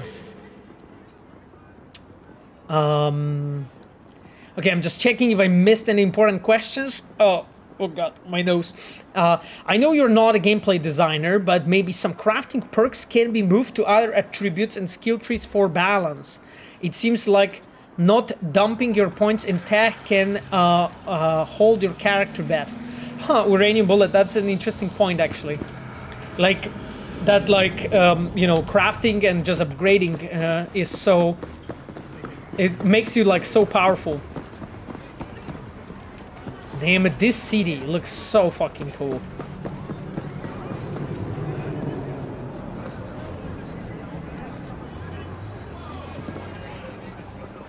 Damn, this place is like so crowded. Wow. Okay. Insane. Okay, we are going here to Marine, my dears. Wow. Remember to check the motorboat. Camille wrote. Okay, Camille. I will. Babsonovska. No worries, Babsonovska. See you next time, I guess. I am. Okay, Dino. Yo, V, I need you to swipe I'm some going to do scrolls. this gig Should be now. Pretty spicy. Ooh. Client's feeling generous too. What do you say? Intel attached. Don't make me beg. Okay, Dino. No problem, bro. Geek Type Thievery. Steal recordings of Eva Cole. Okay. Marina. So there's this councilwoman, Eva Coyle. By day, she's a living nightmare for greedy corpos, pointing the finger on abuse, digging up problematic witnesses, dishing out fees and penalties, and whatever. And by night, she fucks. Like a fucking cat in heat, with whoever lands on deck on her yacht docked down at the marina. I'd act more surprised, but I ain't. I mean, you gotta let out all those stress somehow, right? So anyway, one of those corpos that got its toes stomped on what's footage of these wet and wild orgy fuckfests. They got in mind and joint screening with the councilwoman will help her see the light or more pro-business attitude. I send you the yacht name and chords, you fetch the footage. Oh, and I wouldn't sit on it and if furniture if I was you. One last thing, there's more euro dollars to be made if you do this quietly. Okay, okay, my chums, that's our favorite thing, stealth mission. It's like literally something, that's literally something we excel at. Beg your pardon? He made his fortune from artificial meat. And they let him in? Yep. I don't believe it. This used to be an elite club, and now they'll take anyone who makes an eddy more than a garbage collector. This ad is insane. At least you're wearing Jinguji. At least you're wearing Jinguji. Okay. This is like so well done. Wow. It's like, this world is insane. Okay, so there is a person here.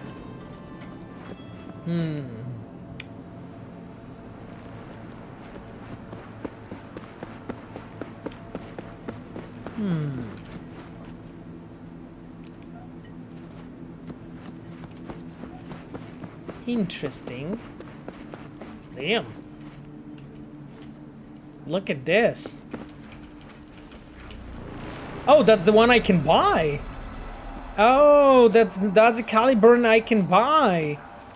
Taper and Tapeyara 150 row DLC when love the game. I mean, my friend, we will talk about it via official channels when it's done and are ready for you to be communicated, you know. What is that? What's that 77? I actually don't know, you know. I guess those are, Machiavelli, those are unique plates, you know. So like, as you can like buy the unique plates and like register them for like specific number and stuff, I suspect that those are just plates here. But it might be just a description, you know, year of production or something. Lucky number, yeah, 77 exactly. The Frolics of Councilwoman Cole.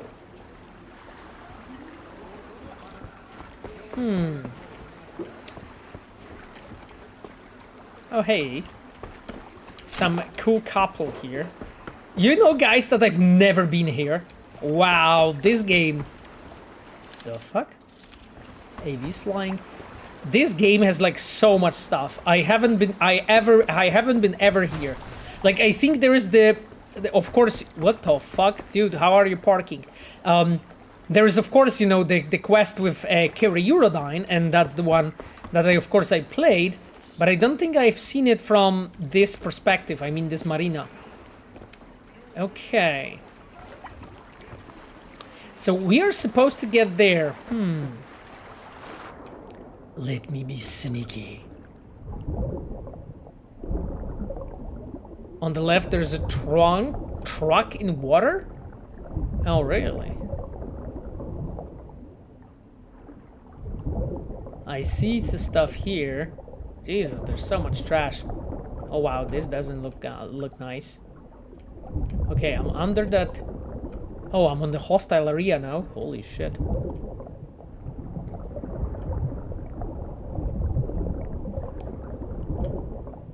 Camille, please don't spam.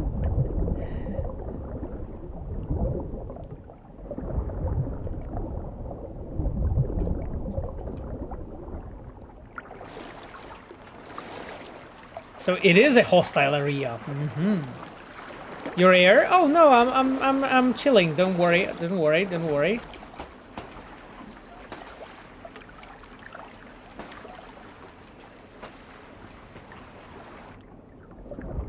I literally like, sorry guys, boomer moment again.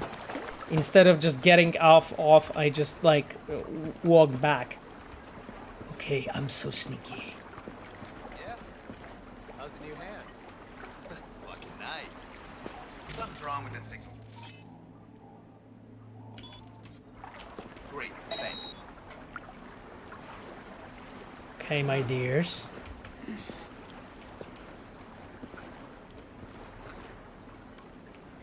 Oh shit, that dude is coming. Damn it! The motorboat on the left. Okay, we'll check the motorboat Camille in a moment. Just trying to not to be spotted, my friend. And you can imagine that from me it requires plenty of that one? Fucking huge.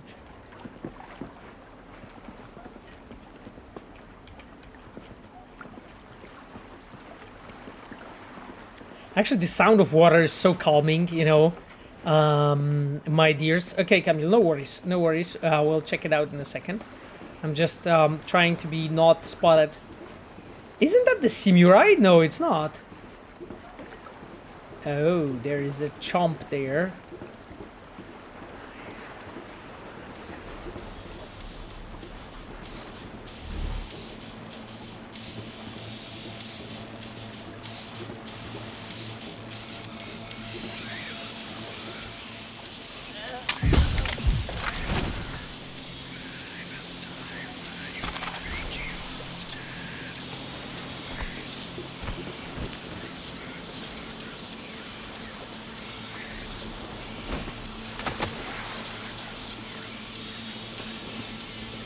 I'm so sneaky. Damn it. Look at this, guys, you know. I have like completely neutralized the target.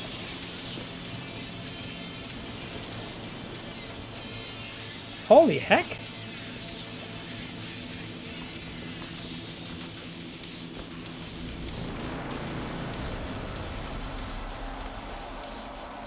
That motorboat's fucking awesome.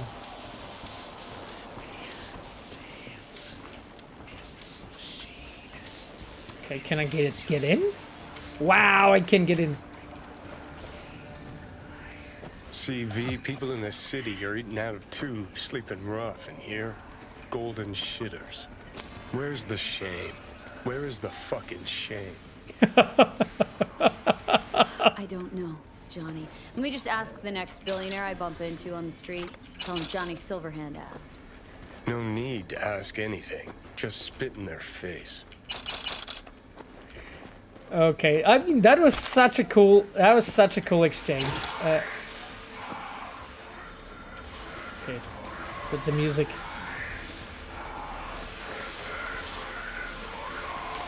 This is like such a fucking awesome spot, to be honest. Like I've never seen this.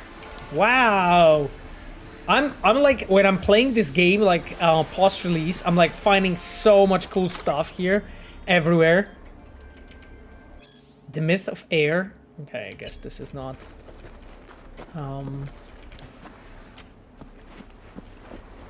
That is amazing. Okay, I love it. I love the fact that I was just able to like walk in here and just check all those things. I just want to check the computer. Yeah. Thanks. Nina Guerites to Bartolomeo. Bartolomeo, thanks for yesterday. I had a wild time. Can't wait for the next party. And then Eva to Bartolomeo. Bartolomeo, be on the guard. Something's up. My security caught suspicious activity on the net about me. Your name appeared in unauthorized queries. Keep your eyes peeled. And please, get rid of those damn recordings. Damn it. Fucking intense. All the time, you know, some kind of an intrigue going on. Okay, my dear chums. Sapphire Road, your voice cracks me up. No, what? Impossible. Impossible. This is how I normally speak. Okay. Okay, my dears. I think this will be it for today. I'm going to save the game and we're going to continue. We have so much more still to play. I had a great time today, I have to say. It was really fun. I will now play some cool cyberpunk music because why not? There's this one song that we all really love, and we didn't listen to it for some time, so I am going to put it on now.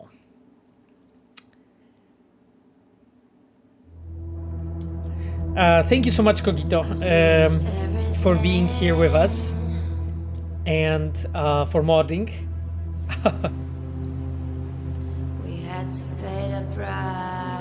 Yeah, this song is amazing. It really slaps. So awesome. Like, I cannot wait for, you know, our, like, you know, next games to be made, whatever. So then, you know, there will be next music to listen to with you guys, you know, and, you know, next things to talk about. I think this is going to be awesome. I love that stuff.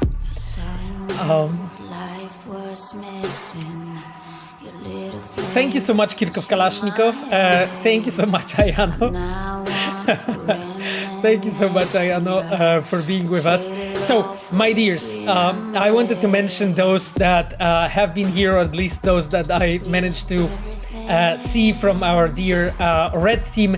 So we had Toast Spender, so our dear Miles, our senior level designer Chivok, our customer support engineer Ayano, our UI producer. Both Ayano and Miles are streaming as well, so you can check them out in my recommended streamers if you want to see it. As always, my dear Sapphire, my dear girlfriend, has been with us. I've seen Sapphire talking so much today on the chat and chatting with you guys. I'm really glad that you know, you do talk with each other and so on. This is really cool. And last but not least, our dear Cogito. Thank you so much, friend, for being here and for modding with us, as always. And to everyone else, my dears, it's a pleasure to stream for you every month, every week. It's really awesome to go through all those quests and street stories and, you know, cyberpsychos and discuss those things. And I think we'll be able to do it much more often. I mean, I hope we'll be able to do it, you know, continuing what we are doing. Anyway, my dears, that would be it for today. Thank you so much. Thank you to all the regulars, as we call them, for being here on the chat. You know who you are. Much love, my dears. I leave you with this badass music. Have a great rest of the day and see you next week. Bye bye.